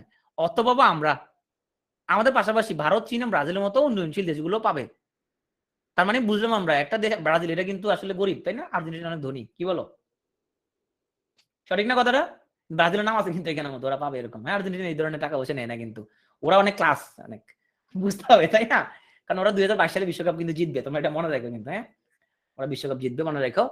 গ্রিন হাউস আর কথা বলতেছি না, এটা তোমরা জানো যে শীত প্রধান দেশে সবুজ শাকসবজি উৎপাদনের জন্য কাচের একটা ঘর তৈরি করা হয়, এটা বলে গ্রিন হাউস। তার ফলে কাচের ঘরের মধ্যে দিয়ে সূর্যালোক ইজিলি প্রবেশ করতে পারে, কিন্তু বাড়িতে পারে না। এর জন্য কাচের ঘরটা উষ্ণ থাকে, গ্রিন হাউস। গ্যাসসমূহ হচ্ছে carbon dioxide, methane, nitrous oxide, ozone, CFC, hydrofluorocarbon. এর প্রভাবে কি কি হয়? তাপমাত্রা বেড়ে যায়, পরিবেশের উষ্ণতা বেড়ে যায়, সমুদ্র পৃষ্ঠের উষ্ণতা বাড়ে, ওজোন স্তর ক্ষয় হয়ে যায়, প্রাকৃতিক দুর্যোগ বৃদ্ধি পায়, কৃষি উৎপাদন হ্রাস পায়, বনভূমি ক্ষতিগ্রস্ত হয় এবং রোগ ব্যাধি বাড়ে। বায়ু দূষণের প্রভাব কি হয়? এসিড বৃষ্টি হয়। এসিড বৃষ্টি কেন হয়? কারণ বৃষ্টি পানির সাথে সালফার ডাইঅক্সাইড মিশে তৈরি হয় সালফিউরিক অ্যাসিড, নাইট্রাস অক্সাইড মিশে উৎপন্ন হয় নাইট্রিক অ্যাসিড। হ্যাঁ, বৃষ্টির পানির সাথে বাতাসের এই ভয়ঙ্কর এই দূষিত সালফিউরিক তোমার সালফার ডাইঅক্সাইড, নাইট্রাস অক্সাইড, এরা মিশে মিশে কি উৎপন্ন হয়? এসিড উৎপন্ন হয়। এই বৃষ্টির সাথে যখন নিচে পতিত হয় তারা বলা হয় এসিড বৃষ্টি। তো ওজোন স্তরের বিন্যাস কেমন হয়, এটা কোন অঞ্চল হয় সেটা দেখো, শুধু স্ট্র্যাটোস্ফিয়ার অঞ্চলে। আমি আর বিস্তারিত বলতেছি না ওজোন স্তর কেমন ক্ষতিগ্রস্ত হয়। হ্যাঁ, এই অঞ্চলে যায় ওজোন স্তর ক্ষতিগ্রস্ত হয়। ভূপৃষ্ঠ থেকে 10 কিলোমিটার থেকে 80 কিলোমিটার এলাকা জুড়ে বিস্তৃত এটা। হ্যাঁ, তো এই যে ওজোন কি জন্য হয়েছে, ওজনের কারণে কি হচ্ছে? সূর্য থেকে আগত অতিবেগুনি রশ্মি কি হচ্ছে? ফিল্টার হয়ে যাচ্ছে। ওজোন স্তর যদি ক্ষতিগ্রস্ত হয় তাহলে আমাদের স্কিনের মধ্যে ডিরেক্টলি কি হবে? এই সূর্যের অতিবেগুনি রশ্মি লাগে যাবে, তো স্কিন ক্যান্সার হবে, এবং এটা কিন্তু ডেঞ্জারাস হবে পৃথিবীর জন্য। ক্লোরোফ্লোরোকার্বনের জন্য সিএফসির প্রভাবে ওজোন স্তর ক্ষতি হতে পারে বলে সর্বপ্রথম আশঙ্কা করেন একজন বিজ্ঞানী, যার নাম হচ্ছে নলিনা এবং রোল্যান্ড। এবং যে সর্বপ্রথম একটা হোল খুঁজে পাইছে, গর্ত হয়ে গেছে ওজোন স্তরে, কোথায় খুঁজে পাইছে? এটা অ্যান্টার্কটিকা দেখা গেছে, এটা ক্ষতিগ্রস্ত হয়েছে ব্যাপক পরিমাণে। আর্সেনিক এটা প্রথম শনাক্ত হয় 93 সালে চাঁপাইনবাবগঞ্জে, শীর্ষ জেলা চাঁদপুর। 100টি জেলা শনাক্তকরণ হয়েছে, পার্বত্য চট্টগ্রাম 3 জেলা শনাক্তকরণ হয় নাই। আর্সেনিক সংকেত হল AS, ভর হলো 33। আবিষ্কার করছে দীপঙ্কর চক্রবর্তী, ভারতে। গ্রহণযোগ্য মাত্রা 0.01 মিলিগ্রাম। বাংলাদেশে প্রাপ্ত আর্সেনিক এখানের মধ্যে 0.5 হবে। Thank you. সাইটগুলো দিয়ে দেবে তোমাদের, সাইটগুলো পড়লে মোটামুটি হয়ে যাবে। একটু বই, তারপর একটু বই দেখে নিও। সো এ পর্যন্তই।